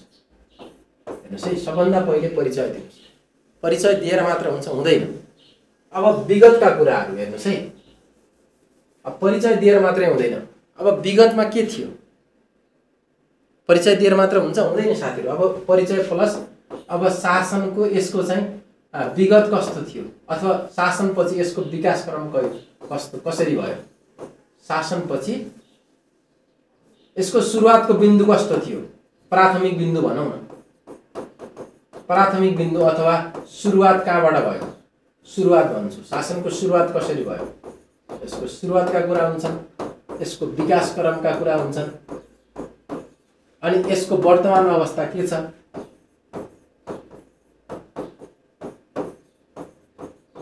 वर्तमान अवस्था प्लस भावी कार्यदिशा। अब शासन कता जाँदैछ त? ल, यो सबै कुरा तपाईहरुले समेट्नुपर्छ। हामी डाइरेक्ट लेख्छौँ। अब सुरुमा तपाईले अवधारणा भनेर सोधे पनि शासन भनेको के हो भन्ने कुरा लेख्नु पर्यो। सुरुवात, शासनको सुरुवात भनेको मानव सभ्यताको उत्पत्ति सँगसँगै मानव जातिको उत्पत्ति सँगसँगै शासनको सुरुवात भएको थियो। शासन सुरुमा कस्तो प्रकृति थियो?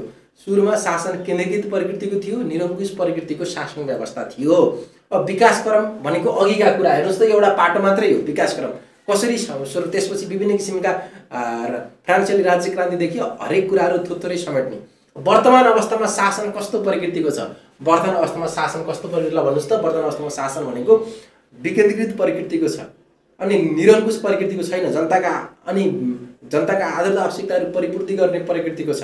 अनि शासनमा विभिन्न पात्रहरूको संलग्नता छ। बहुस्तरीय शासन प्रणाली छ, निजी क्षेत्रलाई समेटिएको छ। शासनमा आधुनिक प्रविधि, नयाँ प्रविधि, सूचना प्रविधिले विशेष महत्त्व पाएको छ। अनि जनताका आदर आवश्यकताहरू समेटिएको छ। अनि यसमा चाहिँ नागरिक सर्वोच्चता, कानुनी शासन, संसदीय शासन प्रणाली, पूर्णप्रिय स्वतन्त्रता जस्ता विषयवस्तुहरू समेटिएको छ भनेर लेख्नु पर्यो। वर्तमान अवस्था कस्तो छ भन्दा अब भावी कार्य, अब शासन कता जाँदैछ भन्ने कुरा पनि लेखौँ। अब शासन कता जाँदैछ ल भन्नुस् त? अब शासन भनेको बढीभन्दा बढी चाहिँ पछिल्लो समय पेपरलेस गभर्मेन्टतिर अगाडि बढिरहेको अवस्था छ। अब पछिल्लो समय शासन चाहिँ एआई पूर्ण हुने हो कि? पछिल्लो समय साथीहरूले च्याट जीपीटी पनि प्रयोग गर्नु भएको छ होला। अब शासन व्यवस्था पनि त्यही किसिमको अलिकति एडभान्सतिर जाने भन्ने किसिमको पनि देखिरहेको छ पछिल्लो समय। अनि शासनमा सूचना प्रविधि टेक्नोलोजीको बढीभन्दा बढी प्रयोग हुन सक्ने अवस्था अझै पनि देखिएको छ। अनि अब सम्पूर्ण सेवाहरू चाहिँ जनताको घरमै बसेर उपलब्ध गर्ने किसिमको सेवाहरू पछिल्लो समय देखेको छ। समग्रमा चाहिँ एकदम सञ्जालयुक्त नेटवर्क प्रकृतिको शासन प्रणाली अब बिस्तारै देखिँदैछ भने त्यो किसिमले चाहिँ तपाईँहरूले लेख्नु पर्यो। अवधारणा भनेर सोध्यो भने डाइरेक्ट चाहिँ म्याग्ना कार्टादेखि सुरु गर्ने होइन। परिचय दिने, विकासक्रम, सुरुवात कस्तो प्रकृतिको थियो, विकासक्रम, वर्तमान अवस्था प्लस भावी कार्यदिशा के छ, यी सबै कुराहरू समेट्नुपर्छ है त। जुनको अवधारणा सोधे पनि, अवधारणा भनेर सोध्ने बित्तिकै जसको अवधारणा सोधे पनि, जुन टपिकको अवधारणा सोधे पनि अलिअलि टच गरेर लेख्ने सकिन्छ साथीहरू। कसैलाई केही समस्या छ भने भन्नु होला। अब शासनका विशेषता भनेको छ हेर्नुहोस् है, यो यत्रो विषयवस्तु पढिसके पश्चात अब तपाईँहरूलाई मैले विशेषता भनिराख्नुपर्छ जस्तो मलाई लाग्दैन, तर पनि म भनिदिन्छु ल। अब शासनका विशेषता भन्ने बित्तिकै परिचय परिभाषाबाट पनि हामी धेरै कुरा लेख्न सक्छौँ है। अघि हामीले पढेका सरसर्ती विषयवस्तु एकपटक सम्झिनुहोस् त। शासन भनेको राज्य सञ्चालन गर्ने प्रणाली, पद्धति, तरिका हो भनेर पढाएको थियौँ होइन? 1 नम्बरमा त्यही लेखिदिए भयो। दोस्रो नम्बरमा भनेको साथीहरू राज्य सञ्चालन गर्ने प्रक्रिया हामी पहिलो नम्बरमा लेखिहाल्यौँ। दोस्रो नम्बरमा यसको राजनीतिक र प्रशासनिक संरचना हुन्छ भनेर पढाएको थियौँ।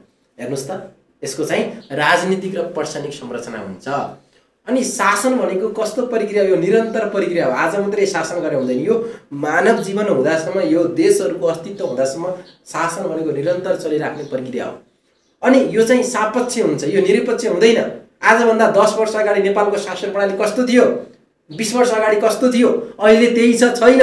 समय, परिवेश, काल, खण्ड अनुसार शासनको संरचना र शासन गर्ने शैलीमा पनि परिवर्तन आइरहेको छ। भनिसके पश्चात शासन कस्तो हुन्छ? यो चाहिँ परिवर्तनशील हुन्छ, यो समय सापेक्ष हुन्छ, यो गतिशील प्रक्रिया हो शासन भनेको। शासन भनेको केवल राज्य सञ्चालन गर्ने प्रणाली पद्धति मात्रै होइन। शासन भनेको मानवीय व्यवहार नियमन नियन्त्रण गर्ने, समाजको नियमन गर्ने, व्यवस्थापन गर्ने पद्धति तरिका पनि हो शासन भनेको। ल हेर्नुहोस् है, अनि शासनमा सरकार मात्रै हुँदैन, शासनमा बहुपक्षको सहकार्यता, अन्तर्घुलन र समझदारी हुन्छ। हेर्नुहोस् है, सरकार एक्लैले मात्रै शासन गर्दैन। पछिल्लो समय शासनमा बहुपात्रको उपस्थिति हुन्छ, भूमिका हुन्छ, साझेदारी हुन्छ। शासकीय लाभहरू पुर्याउने काम गर्छन् बहुपात्रहरूले। अब यसका अतिरिक्त शासनमा नागरिक सर्वोच्चता, संविधानवादका मूलभूत विषयवस्तुहरू समावेश गरिएको हुन्छ। अनि त्यसै गरेर शासनमा सामाजिक न्याय, सामाजिक समानता कायम गर्ने उद्देश्य राखिएको हुन्छ भनेर अरू कुराहरू तपाईँ आफै लेख्नु होला है त। त्यसरी लेख्नु होला। सकिन्छ? शासनका विशेषतामा कोही साथीहरूलाई समस्या छ?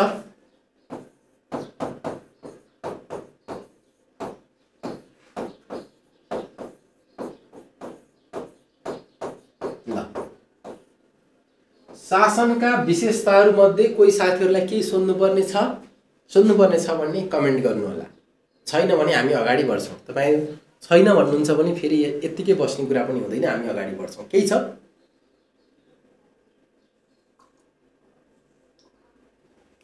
ल, छैन भने हामी अगाडि बढ्छौँ।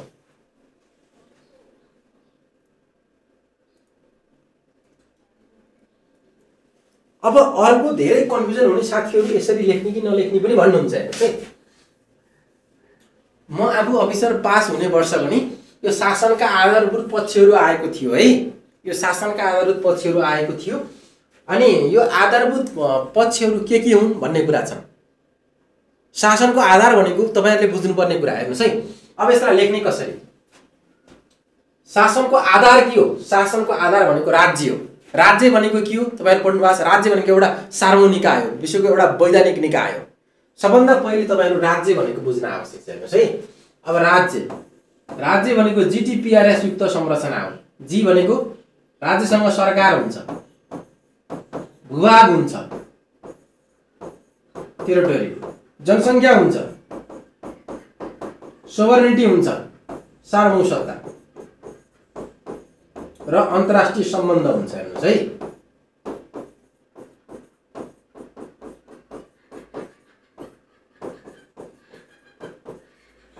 राज्य भनेको कस्तो किसिमको संरचना आइछ? राज्य भनेको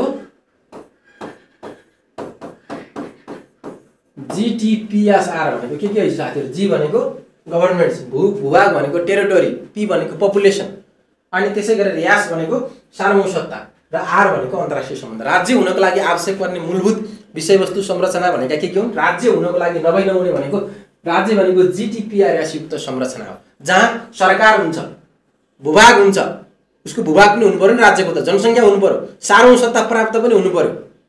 कुनै एउटा स्टेटले म आफै राज्य हो, म एउटा कुनै राज्य भनेर हुन्छ? हुँदैन। त्यसैले सार्वभौम सत्ता प्राप्त गर्नु पर्यो, अन्तर्राष्ट्रिय मान्यता पाउनु पर्यो, अन्तर्राष्ट्रिय सम्बन्ध एवं अन्तर्राष्ट्रिय मान्यता पाउनु पर्यो, अन्तर्राष्ट्रिय मान्यता पनि प्राप्त गरेको हुनुपर्छ। राज्यका प्रमुख तत्त्वहरू के हुन् भने राज्यका प्रमुख तत्त्वहरू, राज्य भनेको विश्वको एउटा सार्वभौम निकाय हो, वैधानिक निकाय हो। यो भनेको जीटीपीआरएस युक्त संरचना हो, यो भनेको शासकीय संरचना हो राज्य भनेको। यसका मूलभूत पक्षहरू भनेको सरकार हुनै पर्छ, भूभाग हुनु पर्यो, जनसङ्ख्या हुनु पर्यो, सार्वभौम सत्ता पनि प्राप्त गरेको हुनु पर्यो र अन्तर्राष्ट्रिय मान्यता पनि प्राप्त गरिसके पश्चात मात्र त्यसलाई हामीले राज्य भन्ने गरिन्छ। अब राज्य नै छैन भने शासन हुन्छ कसरी? सबभन्दा पहिले राज्यको शासनको आधार भनेकै राज्य हो। हेर्नुहोस् है, शासनको आधार भनेको राज्य हो। तपाईले जे पढे पनि शासनको आधार के हो? शासनको आधार भनेको राज्य हो।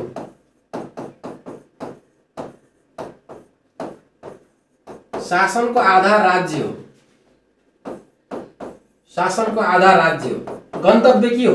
गन्तव्य भनेको शासनको गन्तव्य राष्ट्र निर्माण हो, जनताको सुख समृद्धि र राज्यलाई अग्रगमनतर्फ लिएर जाने राष्ट्र निर्माण हो। शासनको आधार राज्य हो भने गन्तव्य राष्ट्र निर्माण नै हो। शासनको गन्तव्य राष्ट्र निर्माण नै हो। राष्ट्र निर्माण भनेको के हो? हामी पढ्छौँ, राष्ट्र निर्माण नै हो। अब यसका शासनका पहिले हामी आधार एवं यसका प्राथमिक पक्षहरूतर्फ जाउँ। हेर्नुहोस् है, शासनका आधार भन्छ। शासनका आधार एवं आधारभूत पक्षहरूभित्र के पर्छन्? सबभन्दा पहिले सार्वभौम सत्ता सम्पन्न राज्यको हुनु पर्यो। हेर्नुहोस् है, अब यो राज्य हुनु पर्यो, सबभन्दा पहिले राज्य हुनुपर्छ। अब राज्यभित्रका तत्त्वहरू के हुन्? ती सबै राख्नुहोस्, प्लस जीटीपीएसआर। त्यो मलाई यहाँ लेख्न अलिकति बढी टाइम लाग्छ भनेर म लेखिनँ, तपाईहरु लेख्नु होला। सँगसँगै राज्य हुनु पर्यो, अनि सरकार हुनु पर्यो, भूभाग, जनसङ्ख्या, सार्वभौम सत्ता र अन्तर्राष्ट्रिय मान्यता प्राप्त गरेको हुनु पर्यो। हेर्नुहोस् है, अनि यति मात्रै भएर हुन्छ? अनि हेर्नुहोस् है, यसका यी भनेका यो भनेको आधार एवं आधारभूत कुरा हुन्। यो भनेको आधारभूत संरचना हो। राज्यको आधारभूत पक्ष एवं आधारभूत पक्ष भनेका के हुन्? राज्यभित्र सरकार हुनु पर्यो, भूभाग, जनसङ्ख्या, सार्वभौम सत्ता हुनु पर्यो, अन्तर्राष्ट्रिय मान्यता हुनु पर्यो, सँगसँगै संविधान हुनु पर्यो। हेर्नुहोस् है, अब राज्य कसरी शासन कसरी गर्ने त? संविधान हुनु पर्यो, कानुन हुनु पर्यो। हेर्नुहोस् है, संविधान, त्यसै गरेर कानुन तथा नीति हुनु पर्यो। संविधान, कानुन तथा नीति हुनु पर्यो। त्यसै गरेर सांगठनिक संरचना हुनु पर्यो। हेर्नुहोस् है, सांगठनिक संरचना हुनु पर्यो। अनि शासनको राजनीतिक र प्रशासनिक संरचना हुनुपर्छ। हेर्नुहोस् है, शासनको राजनीतिक र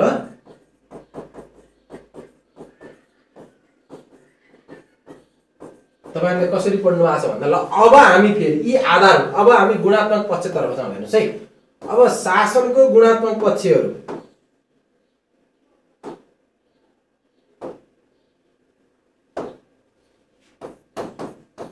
अब गुणात्मक पक्षतर्फ जाउँ हेर्नुस् है। शासनका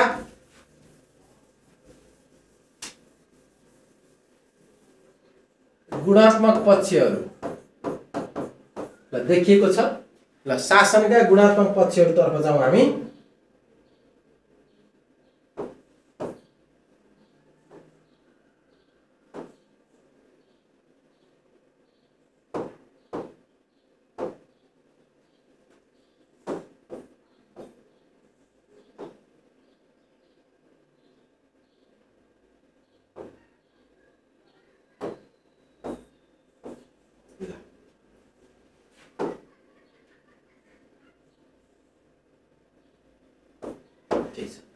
अब गुणात्मक पक्षहरुभित्र तपाईले पढेका विषयवस्तु नै छन्। अब गुणात्मक पक्षभित्र लोकतन्त्र मानव अधिकारका कुराहरू हेर्नुस् है।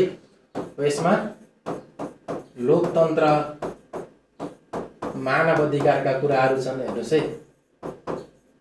लोकतन्त्र मानव अधिकारका कुराहरू अनि त्यसै गरेर कानुनी शासन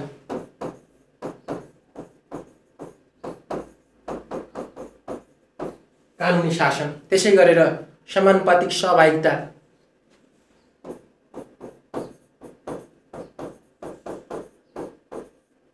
देख्नुस् त समानुपातिक समावेशिता र सहभागिता समानुपातिक समावेशिता र सहभागिताका कुराहरू अनि सुशासन अनि पारदर्शिता जवाफदेहिता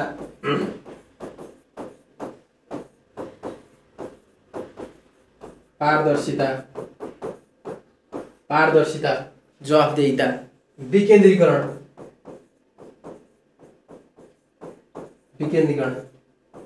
अनि तपाईहरुले पढेको ल हेर्नुस्। अब सबै समेट्नुस्। नागरिक सर्वोच्चता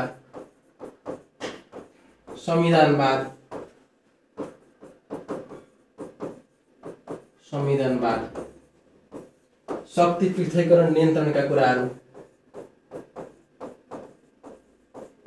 लगायतका कुराहरू शक्ति पृथकीकरण नियन्त्रण र सन्तुलनका कुराहरू यी सबै गुणात्मक पक्षभित्र राख्न सक्नुहुन्छ। शक्ति पृथकीकरण नियन्त्रण र सन्तुलनका कुराहरू सबै गुणात्मक पक्षभित्र राख्न सक्नुहुन्छ हेर्नुस् है।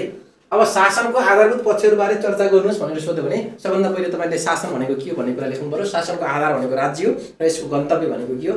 जनताको सुख समृद्धि राष्ट्र निर्माण नै हो। शासनका आधारको रूपमा शासनको आधार राज्य नै हो। राज्यभित्रका सरकार भूभाग जनसङ्ख्या सार्वभौमसत्ता र अन्तर्राष्ट्रिय मान्यता यी सँगसँगै संविधान कानुन र नीति हो। तपाईको संविधान छैन कानुन छैन नीति होइन भने शासनको कसरी गर्ने त? अनि सांगठनिक संरचना चाहियो तपाईलाई। संगठन छैन भने सांगठनिक संरचना बिना हामीले शासन कसलाई गर्ने कसरी गर्ने कुन माध्यमबाट गर्ने अनि शासनको राजनीतिक र प्रशासनिक संरचना कुरा यी भनेका शासनका फन्डामेन्टल कुराहरू हुन् आधारहरू हुन् आधारभूत पक्षहरू हुन्। यी भनेका फन्डामेन्टल एस्पेक्टहरू हुन्। अब क्वालिटेटिभ कुराहरू भनेको गुणात्मक पक्षभित्र लोकतन्त्र डेमोक्रेसी चाहियो। मानव अधिकारको कुराहरू मानव अधिकारको संरक्षण गरेको हुनु पर्यो प्रवर्धन गर्नु पर्यो। जनताका अधिकारहरू कटौती गर्नु भएन। अनि कानुनी शासन हुनु पर्यो। शासन भनेको चाहे कुनै पनि देशको सर्वोच्च व्यक्ति होस् अथवा सामान्य आम नागरिक होस् चाहे राजा होस् चाहे रङ्क होस् सबैको लागि बराबर किसिमको शासन व्यवस्था हुनु पर्यो। अनि ठुलालाई छुट दिने सानालाई चाहिँ कानुनी व्यवस्थामा मात्रै राख्ने काम गर्नु भएन। कानुनको आधारमा चाहे राष्ट्रपति होस् चाहे सामान्य नागरिक होस् सबैलाई लोकतन्त्र र मानव अधिकार कानुनी शासन गुणात्मक पक्षहरू यो त के हैन। गुणात्मक पक्षहरू तपाईहरु कन्फ्युज नहुनु होला यो लेखेको कुराहरु। गुणात्मक पक्षहरू लोकतन्त्र त्यसै गरेर मानव अधिकार कानुनी शासन समानुपातिक सहभागिता पनि पछिल्लो समय शासन गर्ने मात्रै भनेर भयो। राज्यबाट मूल प्रवाहमा नपरेका अथवा नहटाइएका ती अल्पसंख्यक यौनिक लैङ्गिक होस् अथवा पिछडी परिएका वर्गहरू लाई पनि शासनमा समानुपातिक समावेशिता दिनु पर्यो। समावेशिता दिएर मात्रै हुँदैन, उनीहरूको सक्रिय सहभागिता पनि हुनुपर्छ भन्ने कुराहरू गुणात्मक पक्षका विषयवस्तु। सुशासन, सुशासन भनेको गुड गभर्नेन्स, असल शासन, उत्कृष्ट शासन, पारदर्शिता, जवाफदेहिताका कुराहरू हुन्छन् सुशासनभित्र।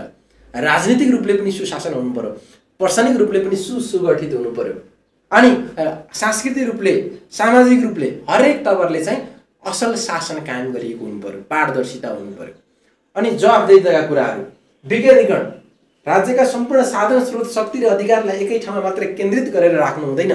विकेन्द्रीकरणको सिद्धान्तहरू अवलम्बन गरिएको हुनु पर्यो। ल हेर्नुहोस् त, विकेन्द्रीकरणको उत्कृष्टम उदाहरणको रूपमा हामी संहितालाई पनि लिन सकिन्छ। संहिता पनि विकेन्द्रीकरणको एउटा प्रारूप हो।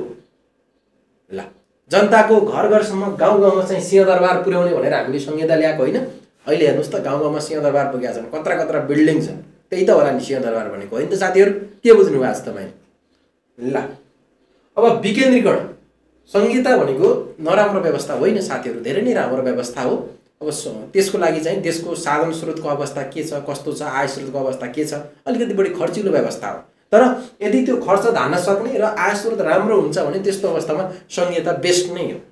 नेपालको केसमा संहिता अलिकति खर्चिलो भएको छ, किन भन्दा हामीले प्रदेशलाई, स्थानीय तहलाई सङ्घले नै अनुदान पठाइरहेको अवस्था छ।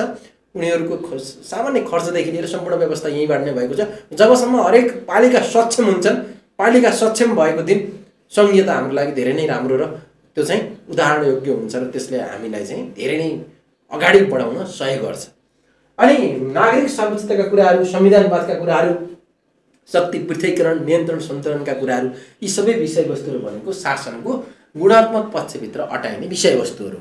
ल अब यसरी चाहिँ तपाईँहरू लेख्नु होला, एक लाइन दुई लाइन व्याख्या गर्न पनि सकिन्छ। अब यतिको साथीहरूले पक्कै पनि यति चाहिँ लेख्न सक्नुहुन्छ। ल म साथीहरूलाई फेरि पनि निवेदन गर्न चाहेँ, स्मार्ट जिकेले यही फागुन अस्ति 1 गतेबाट मात्रै सेक्सन अफिसरको लिखित पेपरको सेकेन्ड पेपर, थर्ड पेपर र फोर्थ पेपरको क्रास कोर्स चाहिँ सुरु गरेको छ, कमान्डो क्लास टाइपको चाहिँ। त्यसको फी जम्मा 2500 मात्रै रहेको छ। यो समयमा चाहिँ तपाईँहरू चाहिँ अब क्लास लिने इच्छुक हुनुहुन्छ र तयारीलाई अझ बढी मजबुत बनाउन तपाईँहरू इच्छुक हुनुहुन्छ भने तपाईँहरूले चाहिँ स्मार्ट जिकेको विभिन्न नम्बरहरू छ, त्यहाँ नम्बरहरूमा तपाईँहरू सम्पर्क गर्न सक्नुहुन्छ है त। ल यो नबुझेको कोही छ? बुझिन्छ नि साथीहरू, लेख्दाखेरि अलिकति डिटेलमा नै लेखौँ के। तपाईँहरूले यो विषयवस्तु बढी भेट्नुहुन्छ, यो विषयवस्तु पनि समेट्नुहोस्। लेख्दाखेरि अलिकति भूमिका मात्र अलिकति मिलाएर लेख्नुहोस्, केही फरक पर्दैन। ल कसैलाई केही समस्या छ, सोध्नुपर्ने छ साथीहरू? के छ सोध्नुपर्ने छ भने सोध्नु होला है। ल सञ्जीवजी, विभूषाजी, सरोजजी, सुरेशजी लगायतका सम्पूर्ण साथीहरू केही छ सोध्नुपर्ने? सोध्नुपर्ने केही छ भने सोध्नु होला है त।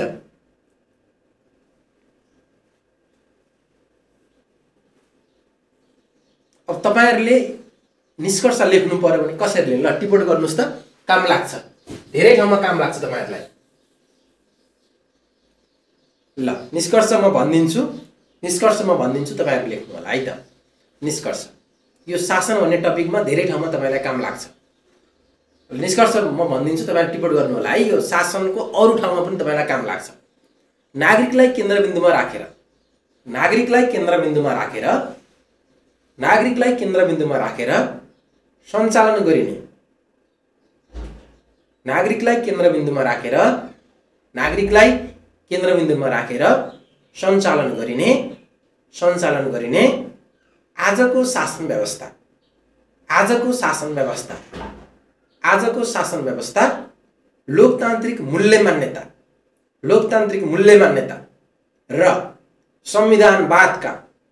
र संविधानवादका मूल्यबाट सुसज्जित हुनु अनिवार्य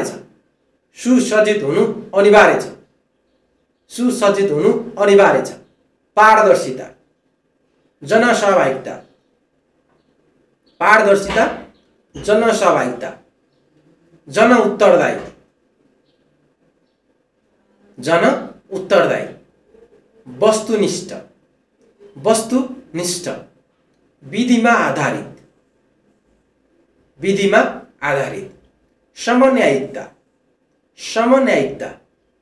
समन्यायिकता जस्ता गुणबाट, जस्ता गुणबाट, गुणबाट, अलङ्कारित, अलङ्कारित, अलङ्कारित, अलङ्कारित। आजको शासन भन्नु नै सुशासन हो। आजको शासन भन्नु नै सुशासन, आजको शासन भन्नु नै सुशासन हो, सुशासन हो। ल लेख्नुभयो सम्पूर्ण साथीहरूले? ल अब तपाईले शासनको उद्देश्य के हो तपाईहरुको विषयवस्तु त छैन, तर तपाईहरुले जान्दाखेरि केही फरक पर्दैन। शासनको उद्देश्य भन्ने बित्तिकै तपाईहरुले एकपटक सम्झिनुस् त, तपाईहरुले संविधान पढ्दाखेरि राज्यका निर्देशक सिद्धान्त अन्तर्गत धारा 50 मा राज्यका निर्देशक सिद्धान्तहरू छन्। त्यहाँ तपाईहरुले पढ्नु भएको छ राज्यको राजनीतिक उद्देश्य, आर्थिक उद्देश्य, सामाजिक सांस्कृतिक उद्देश्य, कूटनीतिक उद्देश्य भनेर पढ्नु भएको छ। त्यही विषयवस्तुलाई हामी शासनको उद्देश्य भनेर लेख्यौं भने कति राम्रो हुन्छ होला? एकपटक सोच्नुस् त तपाईले। ल अब शासनको उद्देश्य भित्र हेर्नु होला है। अब शासनका उद्देश्य भित्र त हामी के पढाएको छौं साथीहरु? राज्यका निर्देशक सिद्धान्त अन्तर्गत राज्यको उद्देश्य छ, राजनीतिक उद्देश्य धारा 50 मा, आर्थिक उद्देश्य, सामाजिक सांस्कृतिक उद्देश्य, कूटनीतिक उद्देश्य भनेर छ हैन त? ल अब त्यसैलाई नै हामी शासनको उद्देश्यमा मिलाएर लेख्ने कसरी त? अब राजनीतिक उद्देश्य भित्र पहिलो उद्देश्यमा के हो त? शासनको नागरिकको जीव, धन, समानता र स्वतन्त्रताको संरक्षण गर्ने हो। राजनीतिक उद्देश्य भित्र शासनको उद्देश्य अन्तर्गत राजनीतिक उद्देश्य भित्र हेर्नुस् त,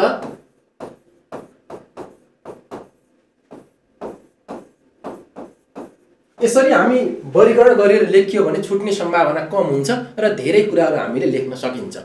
अब पहिलो उद्देश्य भनेको नागरिकको जीव, धन, समानता र स्वतन्त्रताको संरक्षण गर्नु हो। अनि दोस्रोमा मौलिक हक, मानव अधिकारको संरक्षण गर्नु। मौलिक हक त्यसै गरेर मानव अधिकारको संरक्षण गर्नु। मौलिक हक मानव अधिकारको संरक्षण गर्नु। मौलिक हक मानव अधिकारको संरक्षण गर्नु हो। तेस्रोमा राज्यको भौगोलिक अखण्डता, सार्वभौमसत्ता र स्वाधीनताको संरक्षण गर्नु। राज्यको भौगोलिक अखण्डता, सार्वभौमसत्ता र स्वाधीनताको संरक्षण गर्नु। अब त्यसपछि हेर्नुस् त, अब आर्थिक उद्देश्य।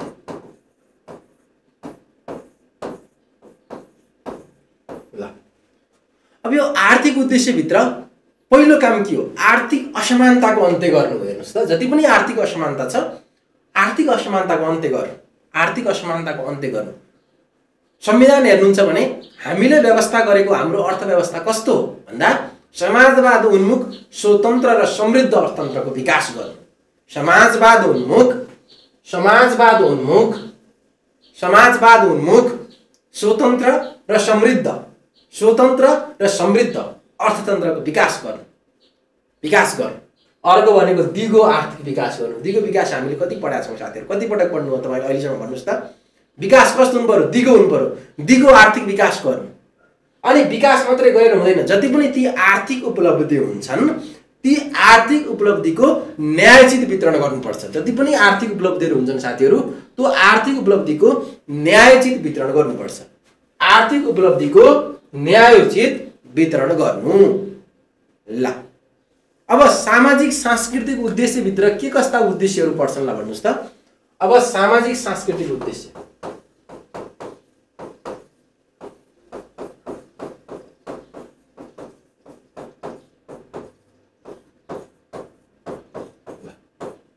यसको अर्थबाट पनि हामीले धेरै कुरा बुझ्न आवश्यक छ है।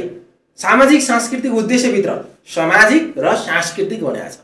सबै प्रकारका विभेद, शोषण र अन्यायको अन्त्य गर्नु। समाजमा रहेका सबै प्रकारका विभेदको, शोषणको र त्यसै गरेर अन्यायको अन्त्य गर्नु। अनि समाज भनिसके पश्चात सभ्य समतामूलक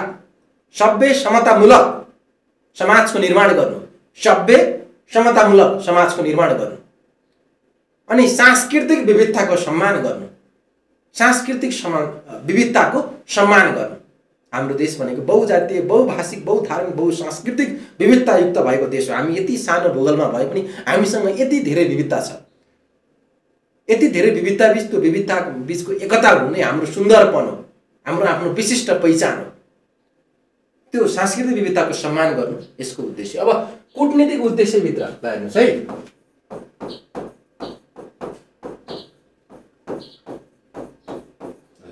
कूटनीतिक उद्देश्यभित्र सार्वभौम समानताका आधारमा अन्तर्राष्ट्रिय सम्बन्ध कायम गर्नु, सार्वभौम समानताका आधारमा अन्तर्राष्ट्रिय सम्बन्ध कायम गर्नु, अनि विश्व समुदायमा राष्ट्रिय सम्मानको अभिवृद्धि गर्नु। यहाँ दुईवटा कुरा आउँछन्। सार्वभौम समानताका आधारमा अन्तर्राष्ट्रिय सम्बन्ध स्थापित गर्नु, कायम गर्नु। सार्वभौम समानता भनेको के हो साथीहरू? सार्वभौम समानता भनेको चाहे मुलुक कुनै पनि देश, चाहे गरिब होस्, चाहे धनी होस्, चाहे ठुलो होस्, चाहे सानो होस्, तर सार्वभौम सत्ता सोभर्निटीको सम्बन्धमा चाहे अमेरिका होस्, चाहे चाइना होस्, चाहे भारत होस्, जति सार्वभौम सत्ताको सम्मान छ अमेरिकालाई त्यति नै नेपालको लागि आफ्नो सार्वभौम सत्ता प्यारो छ, सबैको लागि बराबर छ। त्यो सार्वभौम समानता जसले राख्छ त्यो सार्वभौम समानताका आधारमा अन्तर्राष्ट्रिय सम्बन्ध कायम गर्नु। हेर्नुहोस् है, सार्वभौम समानताका आधारमा अन्तर्राष्ट्रिय सम्बन्ध कायम गर्नु, विश्व समुदायमा हाम्रो देशको राष्ट्रिय सम्मान, त्यो सम्मान अभिवृद्धि गर्नु, यसको कुन उद्देश्य हो? कूटनीतिक उद्देश्य हो। अब अन्य उद्देश्यभित्र तपाईँहरूले बाँकी 2-4वटा कुराहरू थप गर्न सक्नुहुन्छ है त। जस्तो अन्य उद्देश्यभित्र प्राकृतिक स्रोत साधन र वातावरणको संरक्षण गर्नु, कानुन राज्य स्थापना गर्नु, मुलुकमा सुशासन कायम गर्नु लगायतका कुराहरू तपाईँहरूले यसको चाहिँ अन्य उद्देश्यभित्र राख्न सक्नुहुन्छ। अब मोटामोटी रूपमा तपाईँहरूले पहिलो च्याप्टरबाट पढ्नुपर्ने विषयवस्तु यिनै हो। ल, आज पढाएको विषयवस्तुबाट साथीहरूले केही सोध्नुपर्ने छ, कुनै कुरामा कन्फ्युजन छ भने कमेन्ट बक्समा तपाईँहरूले कमेन्ट गर्न सक्नुहुन्छ। ल, कसैलाई केही सोध्नुपर्ने छ? म फेरि पनि भन्न चाहे साथीहरू, यही फागुन 1 गतेबाट अस्तिकोबाट मात्रै स्मार्ट जिकेले सेकेन्ड पेपर, थर्ड पेपर र फोर्थ पेपरको क्लासहरू रनिङ गरिरहेको छ। भर्खर मात्रै सुरु भएको अवस्था छ। सेकेन्ड पेपर त आजबाट मात्रै सुरु भयो हो। सेकेन्ड पेपरको खण्डहरू सबै म आफै पढाउँछु, फोर्थ पेपर पनि कतिपय टपिकहरू म आफै पढाउँछु साथीहरूलाई। तपाईँहरू क्लास लिन इच्छुक हुनुहुन्छ भने कसरी पढ्ने भन्दाखेरि अब हामीसँग धेरै समय छैन। अनावश्यक कुरा भन्दा पनि एक्जाममा आउन सक्ने सम्भावित प्रश्नहरू र कुन तरिकाले लेख्ने, कम समयमा कसरी बढी कुराहरू क्याच गर्ने, त्यो किसिमले चाहिँ हामी पढ्नेछौँ। फी जम्मा 2500 मात्रै रहेको छ। साथीहरू अन्य क्लासको बारेमा बुझ्न चाहनुहुन्छ भने स्मार्ट जिकेको विभिन्न प्लेटफर्महरू छन्, त्यहाँ तपाईँहरूले सम्पर्क गर्न सक्नुहुन्छ। ल, आजलाई साथीहरू यति नै गरौँ। हामी भोलि अर्को नेक्स्ट टपिक पढ्छौँ। तपाईँहरूको दिन शुभ रहोस्। हस्।